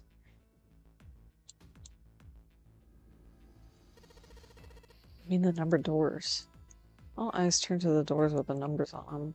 The atmosphere of the room grew tense. Hey, wait a minute. I think I said this earlier, but I don't think we should do that. Danger moved in front of the doors as if to block them. We'd have to be crazy to open these doors. If we do that, we're doing exactly what Zero wants us to do. What do you think about that?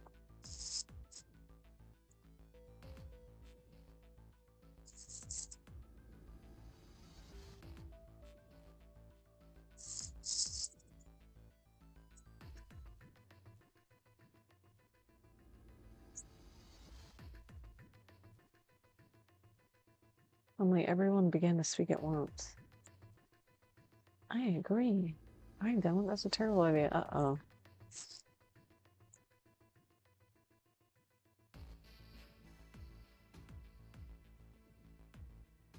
Shit. This is what happens when you work with people.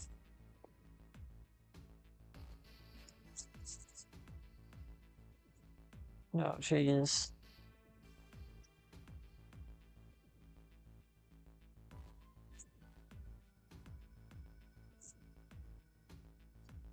Arguments grew more and more intense until people were shouting and screaming at each other.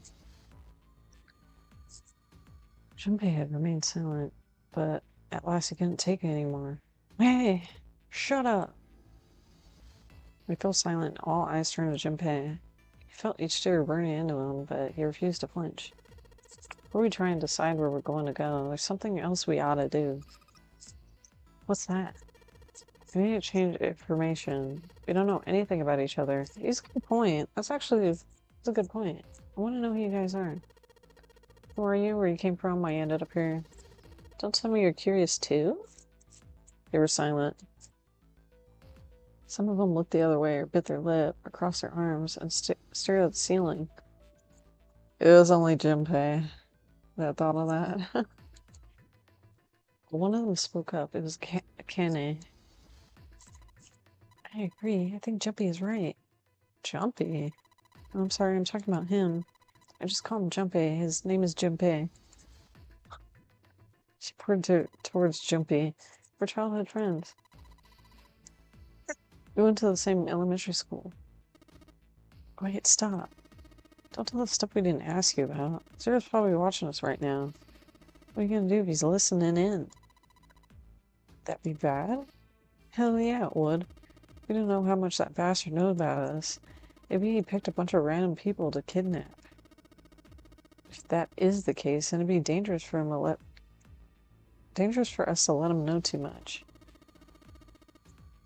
If Zero knows who we are, he can go after our families. Maybe he'd tell us he had him to get us to do stuff, you know? But we still need to know what our names are. It's going to be hard to talk to each other if we don't have names. Alright, then why don't we have code names? To him, apparently, it seemed like the obvious solution. Code names? Yeah, we'll each pick something. Like, I'll be 7. Damn.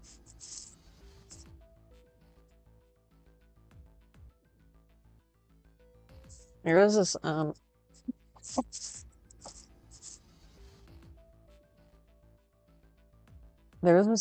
visual novel game. It's on the App Store, I think. And one of the characters is named 7. It's a Otome game. If you know, you know what that is. And I forgot what it's called. Oh, it's called Mystic Messenger. I haven't played it in like 15 years. Well, it's actually pretty cool. But yeah, one of the characters on there is 7. Seemed a fair question. Well, it stuck out his left arm. It just reminded me of it. Because his bracelet number says 7. Oh, I get it. Yeah, that's a good idea. He smirked. Alright, I'm gonna be Santa. Any of you chumps know Japanese? Well, San means 3, so I'll be Santa. Any of you chumps? You know, like Santa Claus fits, don't you think? The new bracelet number. Yeah, it's got a 3 on it. Good job, Grandpa. Just like the mountain had done, Silver thrust out his left hand. Sure enough, the face of his bracelet read 3. Very well then. I'll go next, shall I? My bracelet number is 1. Given that, Ace seems appropriate. I'll be Lotus then. As I'm sure you all know, it has 8 petals. Which means, of course, that my bracelet number is... Octopus.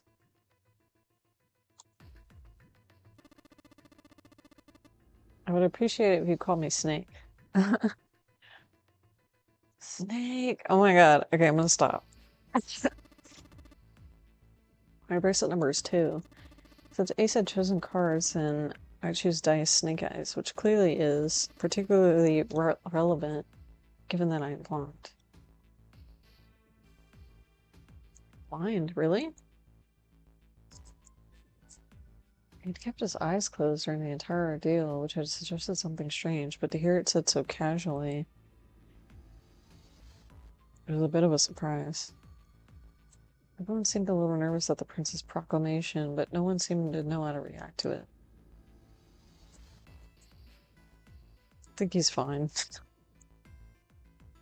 Just one person, however, didn't seem to be surprised at the least. See, he's fine. The girl with the pink hair. I want to be Clover. 4? 4-leaf clover. Good luck, right? Looking almost bored, she held out her left hand. The face of her bracelet showed the number 4. They come around to Junpei. He held out his bracelet. Trying to get comfortable. It's like after I sit in the chair for a while, I'm just like, yeah. Alright, my number's 5, so my code name is going to be 5. Why have one? It's not like there's any point to it now. Oh, Jumpy?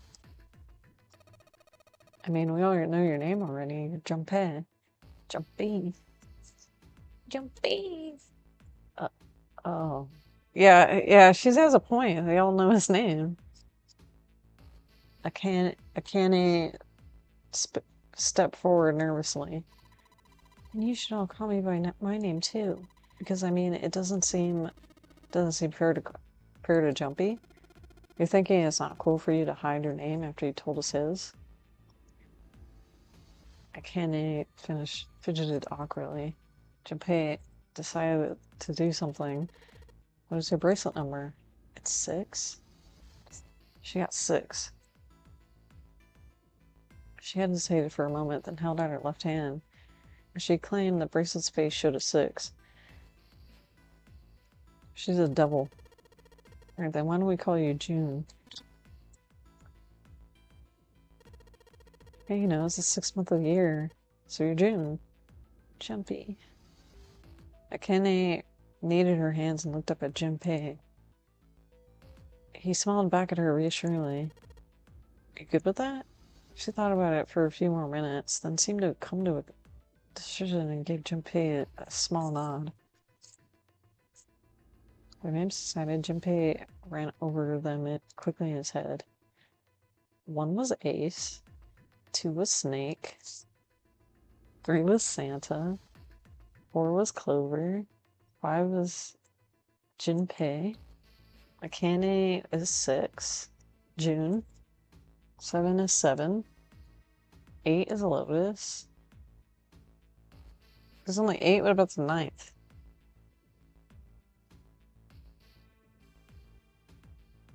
There's still 1 person left.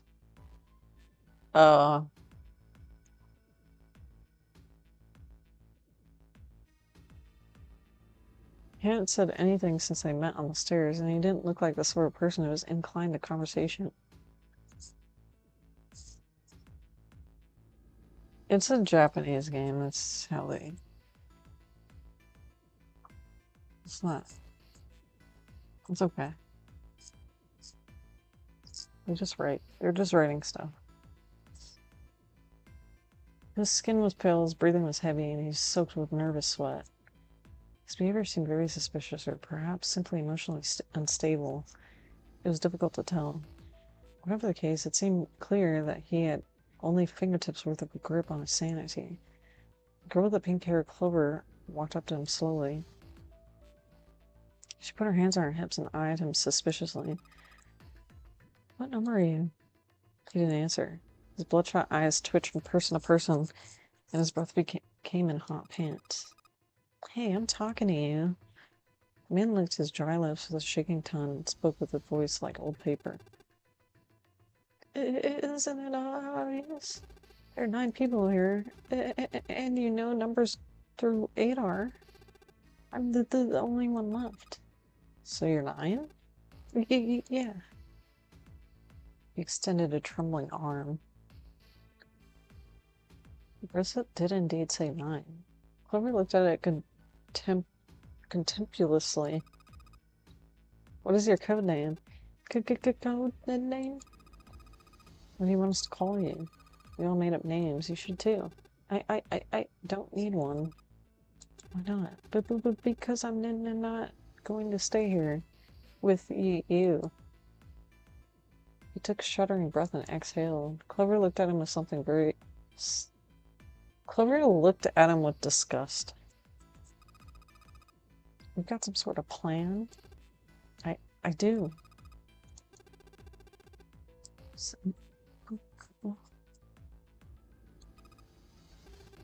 Alright, let me show you. I'm going to do this. Uh-oh, are you kidding me? By the time they... Oh, this is why Twitch was saying. Twitch said it's a mature rated video game. So, there's no kids here. You gotta get out if you are. By the time they realized what he was doing, it was too late to stop him. The man's body moved like a snake's. In the blink of an eye, he had slid around behind her and wrapped his arm around her waist. Hey, what the hell do you think you're doing? Santa leapt forward towards Clover and the 9th man. He was halfway there when... Stay back! Suddenly, the man's hand dove into his pocket. Uh-oh. Hey, chill. Hey. He came back out with a knife. I'm trying to hear this music, though.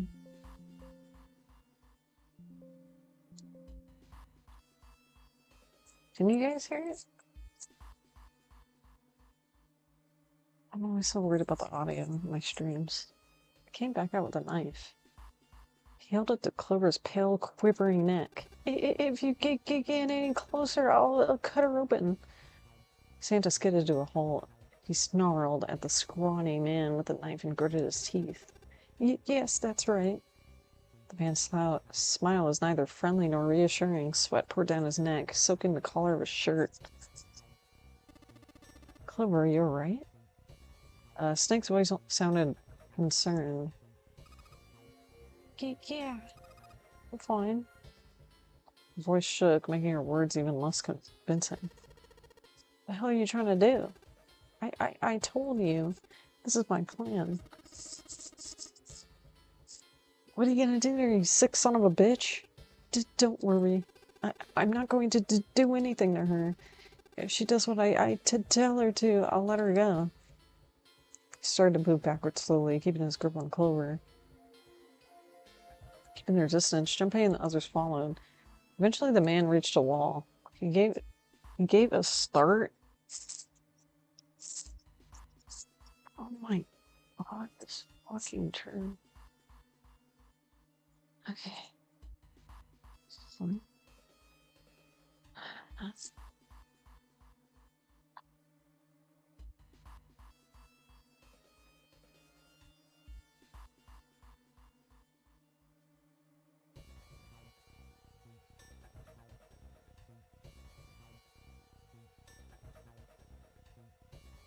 Is this cool?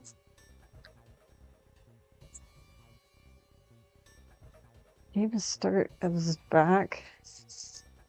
He gave a start as his back touched it, and glanced around quickly and spoke. But verify. Huh? The left. Look on your left. Do you see the device on the wall? Place your hand on the scanner panel, the round part. What if I don't? He's gonna fucking shank ya. Man's nostrils flared and he looked like he was about to choke. Are you an idiot? Well, what do you think? I could slit your throat right now. Am I allowed to say that? Oof. I'll kill you if I have to. All I need is your bracelet. Just do it. Do it now. Press the knife against Clover's neck. Hard. Slowly, he stretched her left hand out towards the device. His back was to it, and she had to feel around for a moment before she found the circular panel. It made a cold electronic noise, and on the display above her hand, an asterisk appeared. So that's how it works, Junpei thought to himself. By placing one's palm on what the ninth man had called the scanner panel, the user's bracelet number would be entered into the device. Should you total the numbers on your numbered bracelets and find the digital root of that number is equal to the number of that door, the door will open. Oh my god. Junpei shifted his eyes to the door itself. The number on it was 5.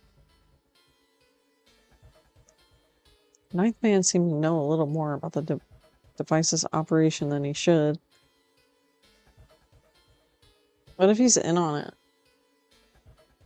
He's like the, he's like the plant. How had he known exactly what to do? Good, you're done. Next. His bloodshot eyes crept from person to person until finally they stopped on the lion. You're the one with the number 1 bracelet, right? Yes, I am. So? Then you're next. You're not gonna cut that big guy. Just verify your number like this little brat did. Oh, he has a hostage, though. What are you doing? Do it. Don't you care what happens to her? Uh-oh. Okay, just calm down.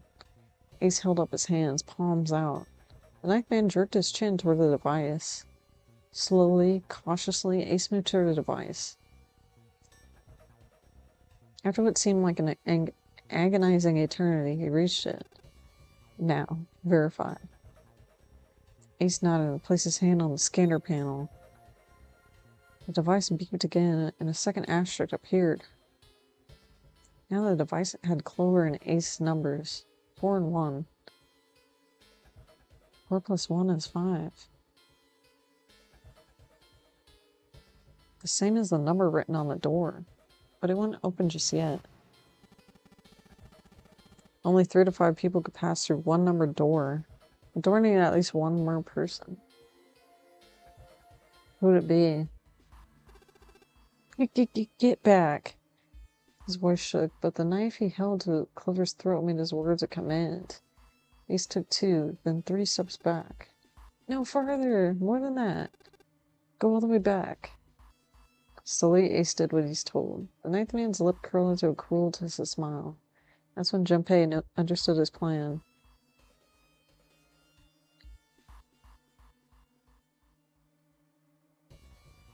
Oh, okay. 4 plus 1 plus 9 equals 14. 1 plus 4 equals 5. In other words...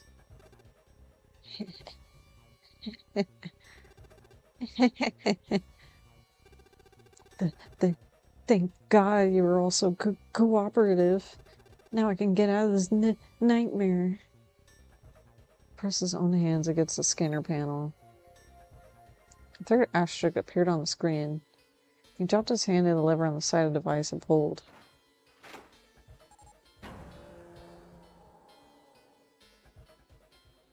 The door opened with a heavy metallic groan. He let go of Clover.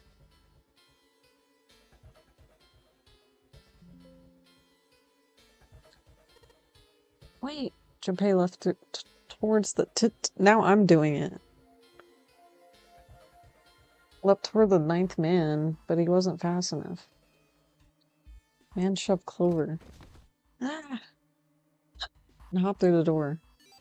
Sayonara! Okay, have a good one, guys. I'm going ahead now. Well then, goodbye. He raised his hand and waved, a twisted smirk on his face. And he was gone.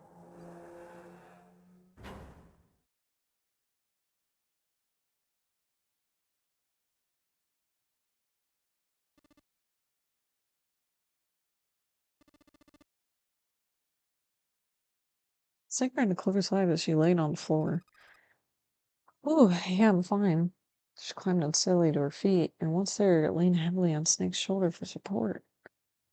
Junpei ran to the door. The others followed him. Several pairs of hands grabbed a hold of the handles and pulled, grunted and strained, but... Jet! It won't budge. That was when Lotus, the dancer, spoke. Her voice was quiet. They gotta go through the fourth door. You know?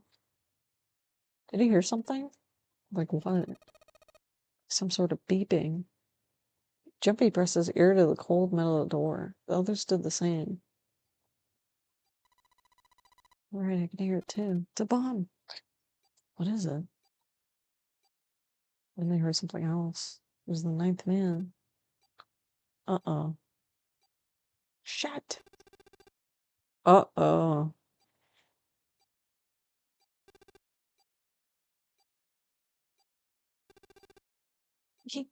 You lied. Lied?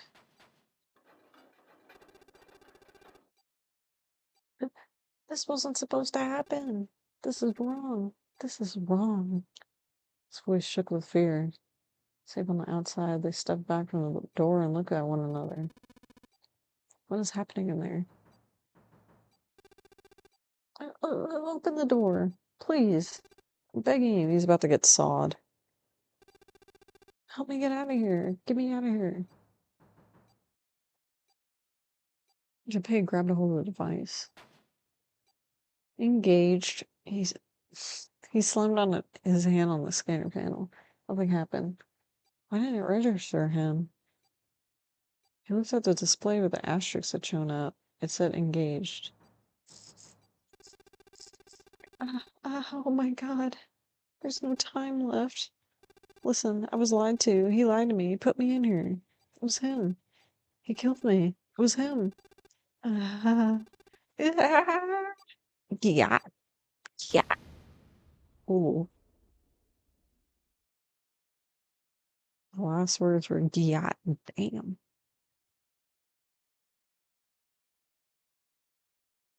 Explosion rocked the room. Instinctively, they ducked and stood up slowly when they realized there was no danger. No one spoke. Silence filled the room. In that silence, the electronic tone that echoed across the room sounded as loud as a gunshot. All eyes turned towards it. It came from the device mounted next to the door. The display changed from engaged to vacant. Let's see if we can open it. 712 hard. Jumpy nodded and placed his hand on the scanner panel. Are you gonna go in there after that? Uh-oh. It's probably gonna show him, so look away. A red asterisk appeared on the LCD panel. The device that registered Jumpy's bracelet 5. His was not enough. At least 2 more people were needed. Jumpy asked. 5 plus... What number is this supposed to be? 5 or 4?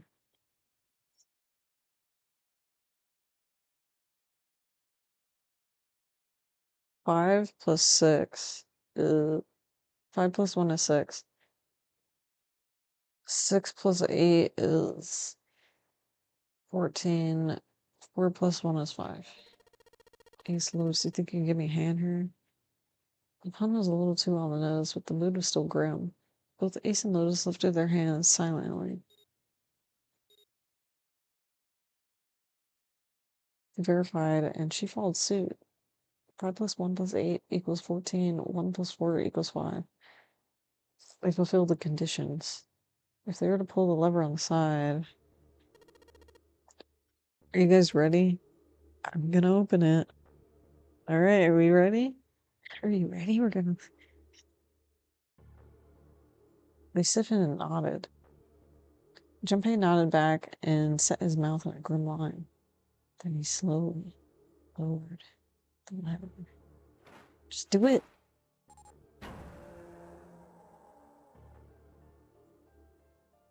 There was a metallic groan, and the door slid open. The breath of the air drifted out of it, carrying a stench that made them gag. Jumpy grimaced and put his hand over his mouth. Oh my god. Good god. Willis and Ace shuddered.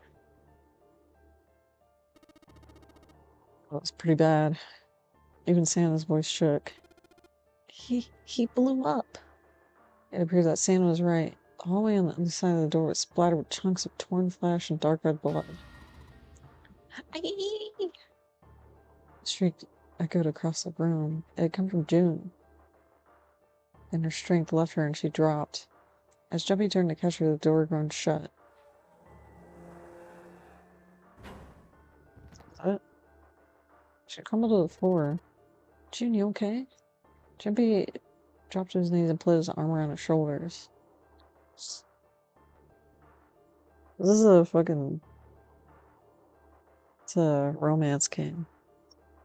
That was point of view romance. That was when he noticed. Her whole body was feverish. She was radiating intense heat. What the hell? Where'd this fever come from? June didn't answer. His face looked like wax, and her whole body began to shake. Alright, let's just rest for a moment. Think you can walk? She nodded weakly. Chippy lifted June to her feet and guided her to a nearby chair. Here we go! As gently as he could, he sat her down on it. How are you feeling? Are you alright? She nodded, and she did a single huge tear roll down the side of her face. Oh, why did this happen? Her voice cracked, broken by misery and grief and choked by sobs. Why did this happen? Jumpy spun around. Do you even know what the fuck is going on here? Who's Zero? What is this nonary game? Come on, anybody? Anything? What the hell is going on? What are we doing here? No one spoke. You think they would tell you? Ace and Santa and Snake and Clover and Seven and Lotus. They simply stood there, 7 pairs of downcast eyes and 7 grim lines for mouths. June's body shook with silent sobs. They slowed as the minutes ticked by.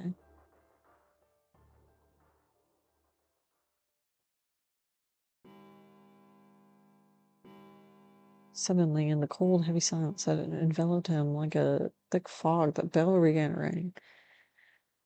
The clock in the central hall, 7, 8, 9, 10.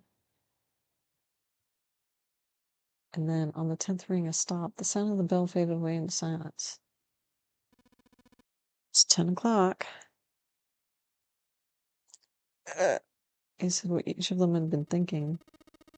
It's been hours since Zero's little announcement.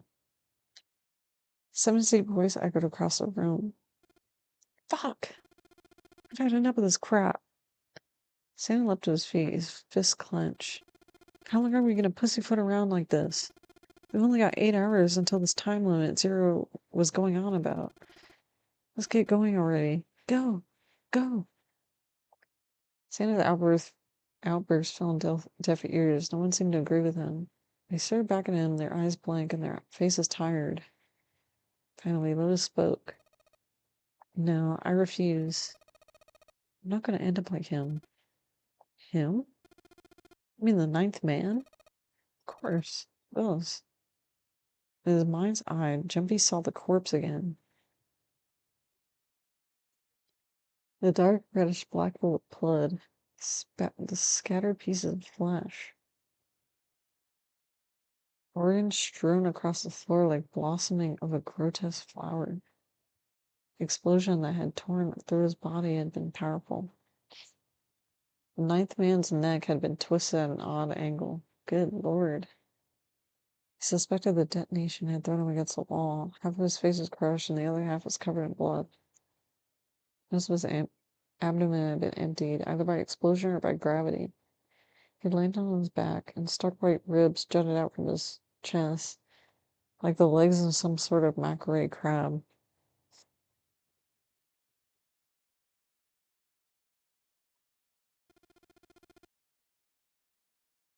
I think he just screwed up. He probably set off some sort of trap and that killed him. I'm not gonna screw up like that. I'm getting out of here alive. They're gonna die either way. They're gonna drown or they're gonna get blown up, so you might as well do something.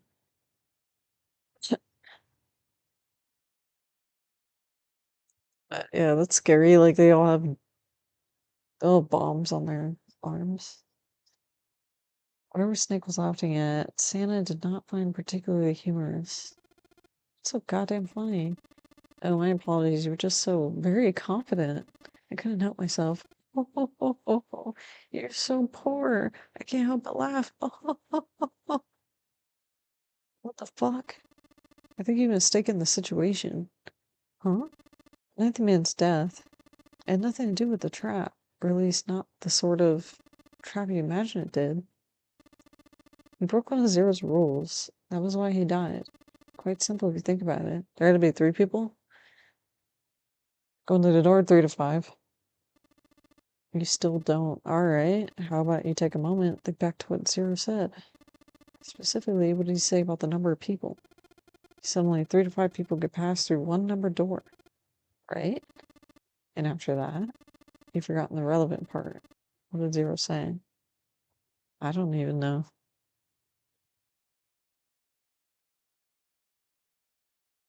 Zero said...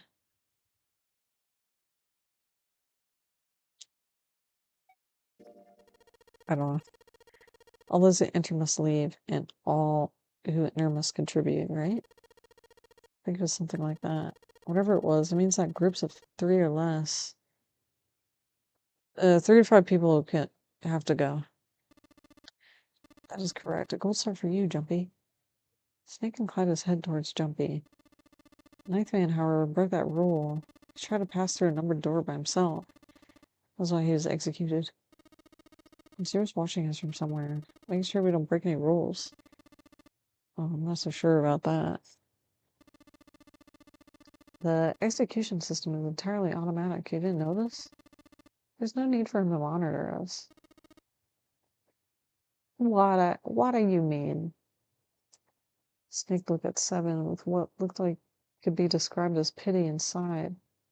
Very well. I see it must be me who tells you. Waited long enough, I suppose. I'd hoped Zero might spare me the trouble, but... Blind people are probably, like, really in tune to their other senses, probably, like their hearing, probably mostly. I don't know.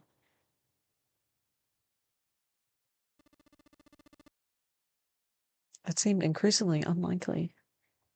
Couldn't see them, of course, but perhaps Snake sensed the confused eyes upon him. When Ace spoke, he gave words to everyone else's thoughts. Do you know something? Well, I know a great many things, but what does he know? Snake removed a card from the pocket of his jacket. With a flourish, he presented it to Ace, took a look at it. Come on now, what's the point of giving me this? Give me that. Santa snatched the card from Ace, but his expression of disgust quickly turned into confusion. What the hell is this? Seven took it out of Santa's hands. I see. The card went from Seven to Lotus, from Lotus to June to finally Junpei. He looked at it and understood. Is it Braille or what? This is Braille. What language is it blind? The card was covered in... It's Braille. It's Braille. It's Braille. It's Braille. Sorry guys, I can't read this. It's Braille. So important about that card. I found it in my pocket. I can only assume it was a message from Zero. What does it say? Suddenly, everyone was crowding around Snake, desperate to hear what the message said. Santa especially looked as if he were about to grab hold of Snake and shake the answers from him. Snake raised his hand. Calm down now. Don't need to panic. You don't need to force me. I'll read it. Jumpy swallowed hard and waited for him to start. He's not the only one. Presently, Snake began to read, his voice calm. His fingers glided over the tiny buds as he spoke. Bracelet number 2. Since you are not blessed with sight, I shall bless you and only you with information. I shall tell you the function of the red, of the dead, and of the bracelet. The red is the recognition device. It will verify your number. Beside every numbered door, you will find red. The dead is the deactivation device. It does exactly what it says. Once you have passed through the numbered door, you must use the dead to stop the detonator in your bracelet. Perhaps you're wondering, what does this detonator detonate? I'm afraid this may be something of a surprise. I've placed a small bomb inside of you. And the people whom you were about to meet, you swallowed it while you were unconscious. I have no doubt by the time you read this note, the bomb will have passed through your stomach, found its way through the small intestine. In other words, you'll be unable to regurgitate it, but you can shit it out. I suggest you do not try. As I mentioned before, the bracelet, or he can...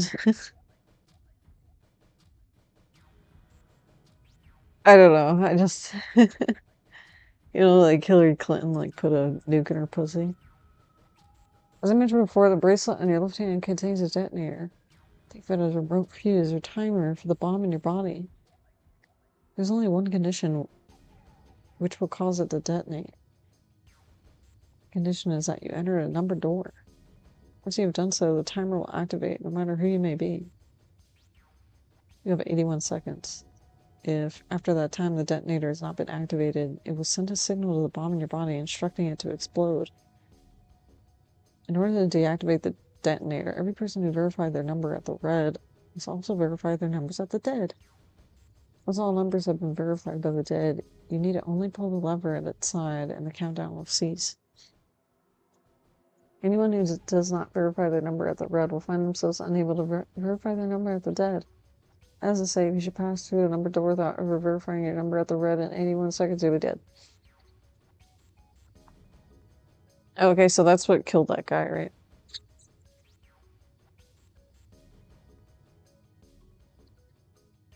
You must also keep in mind that the numbered doors will close automatically after 9 seconds. So as long as the door's open, the dead will not function.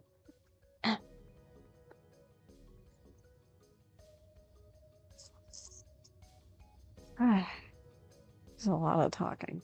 As long as the door's open, the dead will not function. You would do well to remember this.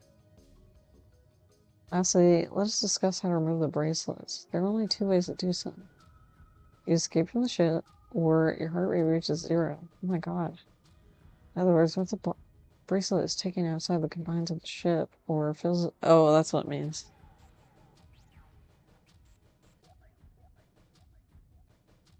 There's no other way to remove your bracelet. If you attempt to force it off or disable the detonator, the bomb within you will immediately just explode. This is all the information which I can impart to you. How you choose to use it for you is to decide. For you to... For time you would be able to control your fate. I wish you the best of luck. Snake finished reading and carefully returned the card to his pocket. The message had been lengthy, but the meaning was clear. Only those who verified their numbers at the red could pass through the number doors. Teams cannot increase or decrease their numbers. The reds, the deads, and the bracelet enforced the rules. They were judge, jury, and the executioner. In defiance of Zero's suggestions, both Santa and Seven put their fingers down their throats and began to gag. The rest stiffened, some touched their stomachs, some simply stared at the bracelets. Jumpy generally touched his stomach. There was a bomb inside his body. The thought of him made it queasy. His stomach felt oddly hollow and his legs were weak. Why did Zero design such a ludicrous game? Jumpy looked over at the others. Alright, I'm gonna ask one more time. Did anybody know anything about Zero? They were all silent, each person waiting to hear what the others would say. Finally, Santa spoke. Actually, I saw him. I saw Zero when I got grabbed. I didn't see his face, though. I didn't see his fucking face. Son of a bitch was wearing some kind of gas mask and shit. What the hell? Come on, guys, give me something. You know, like surprise or something. Instead, it was Santa who looked surprised. There was a moment of silence, and everyone spoke at once. Yeah, I saw him too, and yeah.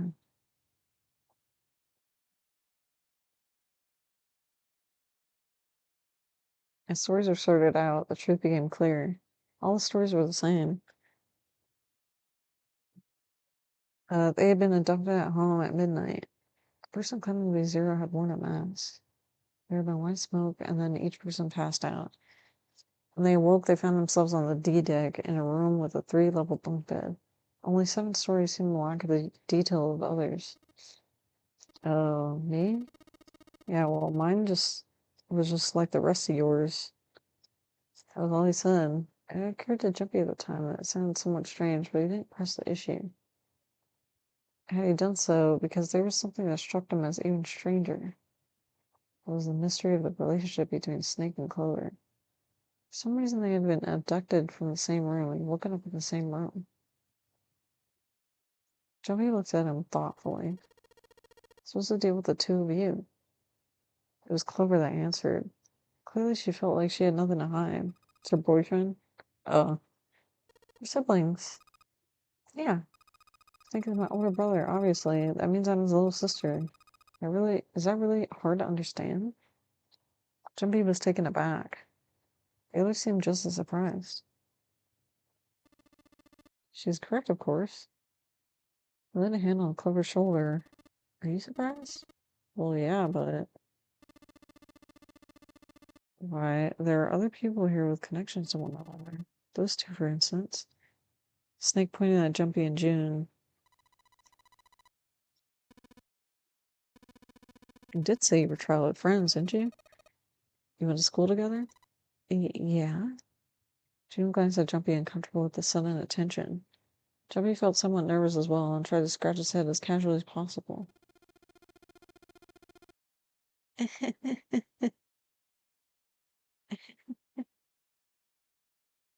You think maybe we could figure out who Zero is this way? Yeah, you're right. You connect the dots between the victims, and that leads you as a perp. Textbook stuff. Jumpy June? I forgot she was there.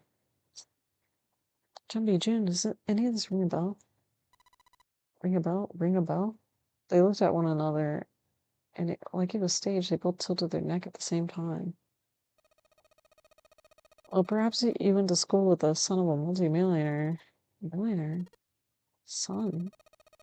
Well, someone bought this boat and set up all of this. Whoever Zero is, it must be incredibly rich. Well, we can't be sure of that. To me, it seems the work of an organization, not an individual. Zero is most likely simply a representative of a larger group.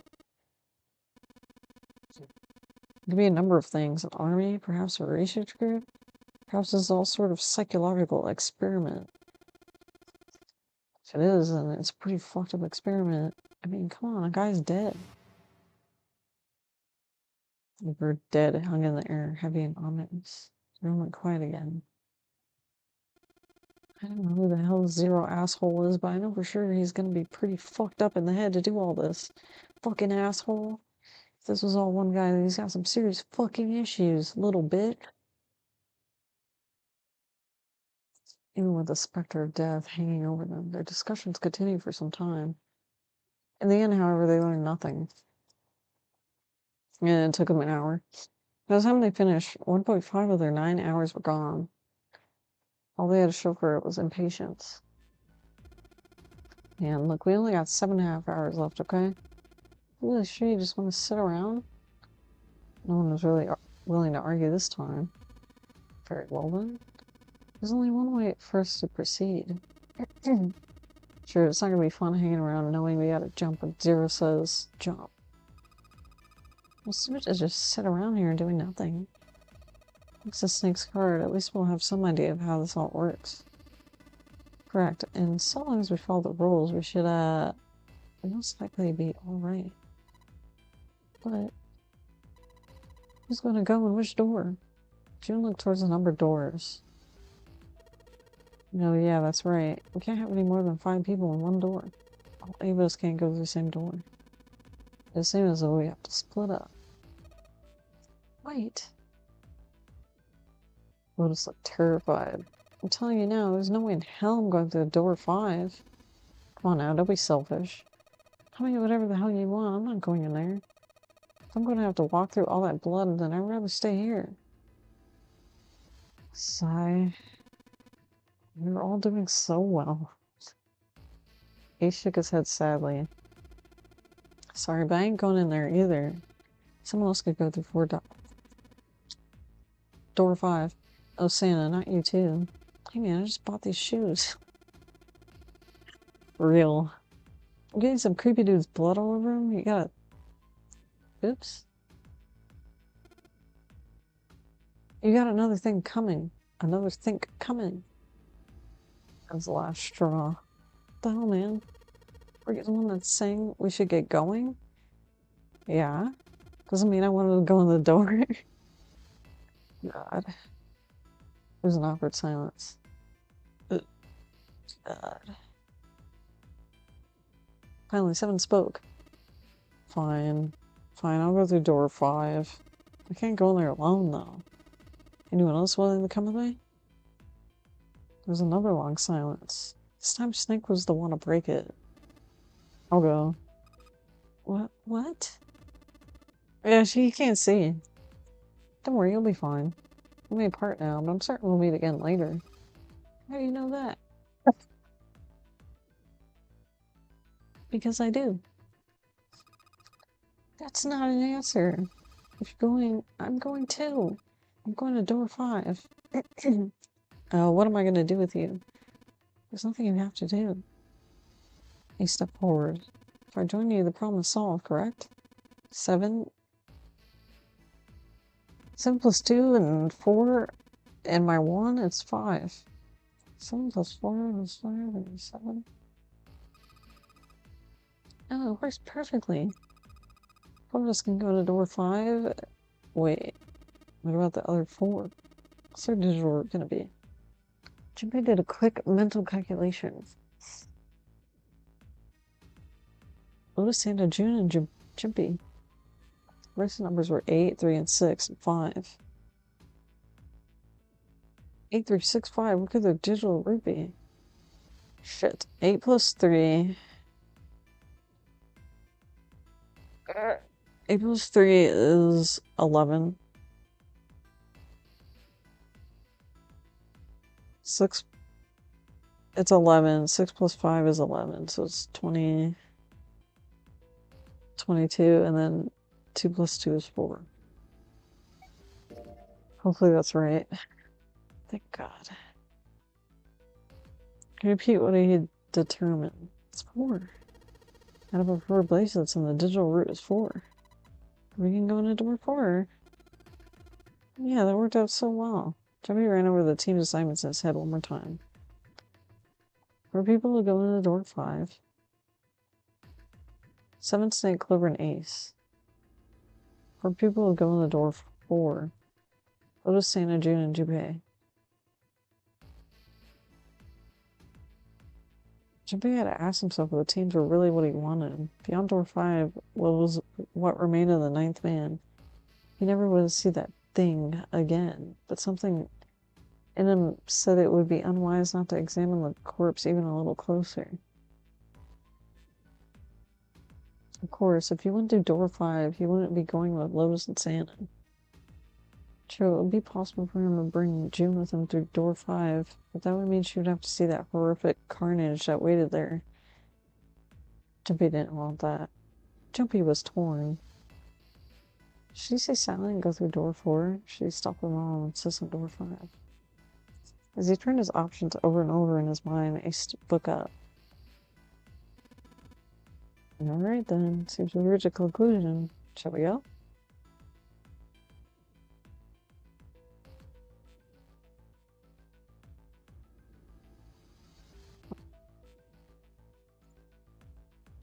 Which door do you want to go through? Well, it's a good time to stop. My throat's starting to hurt. Oh, wait.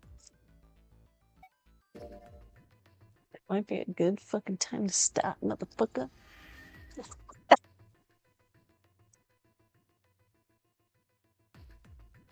Okay, you guys know the burger is the word. The burn. What is blurry?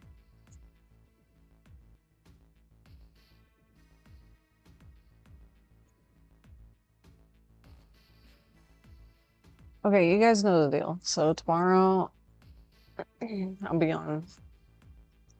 I'll probably do the same thing. Like, I want to do,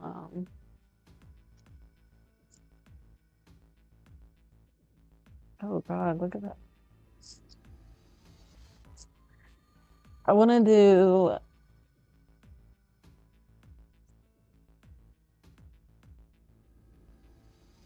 I want to do Monkey Ball again, so I'll do, level 5 was done, so I want to do level 6. And then after... So I'm just doing, like, one world at a time. Trying to find, like, the strats to going faster. Okay, so I'll do that, and then just play this game. I wasn't sure if, like, this would be a good or fun thing to stream, but it kind of is. All right, sayonara.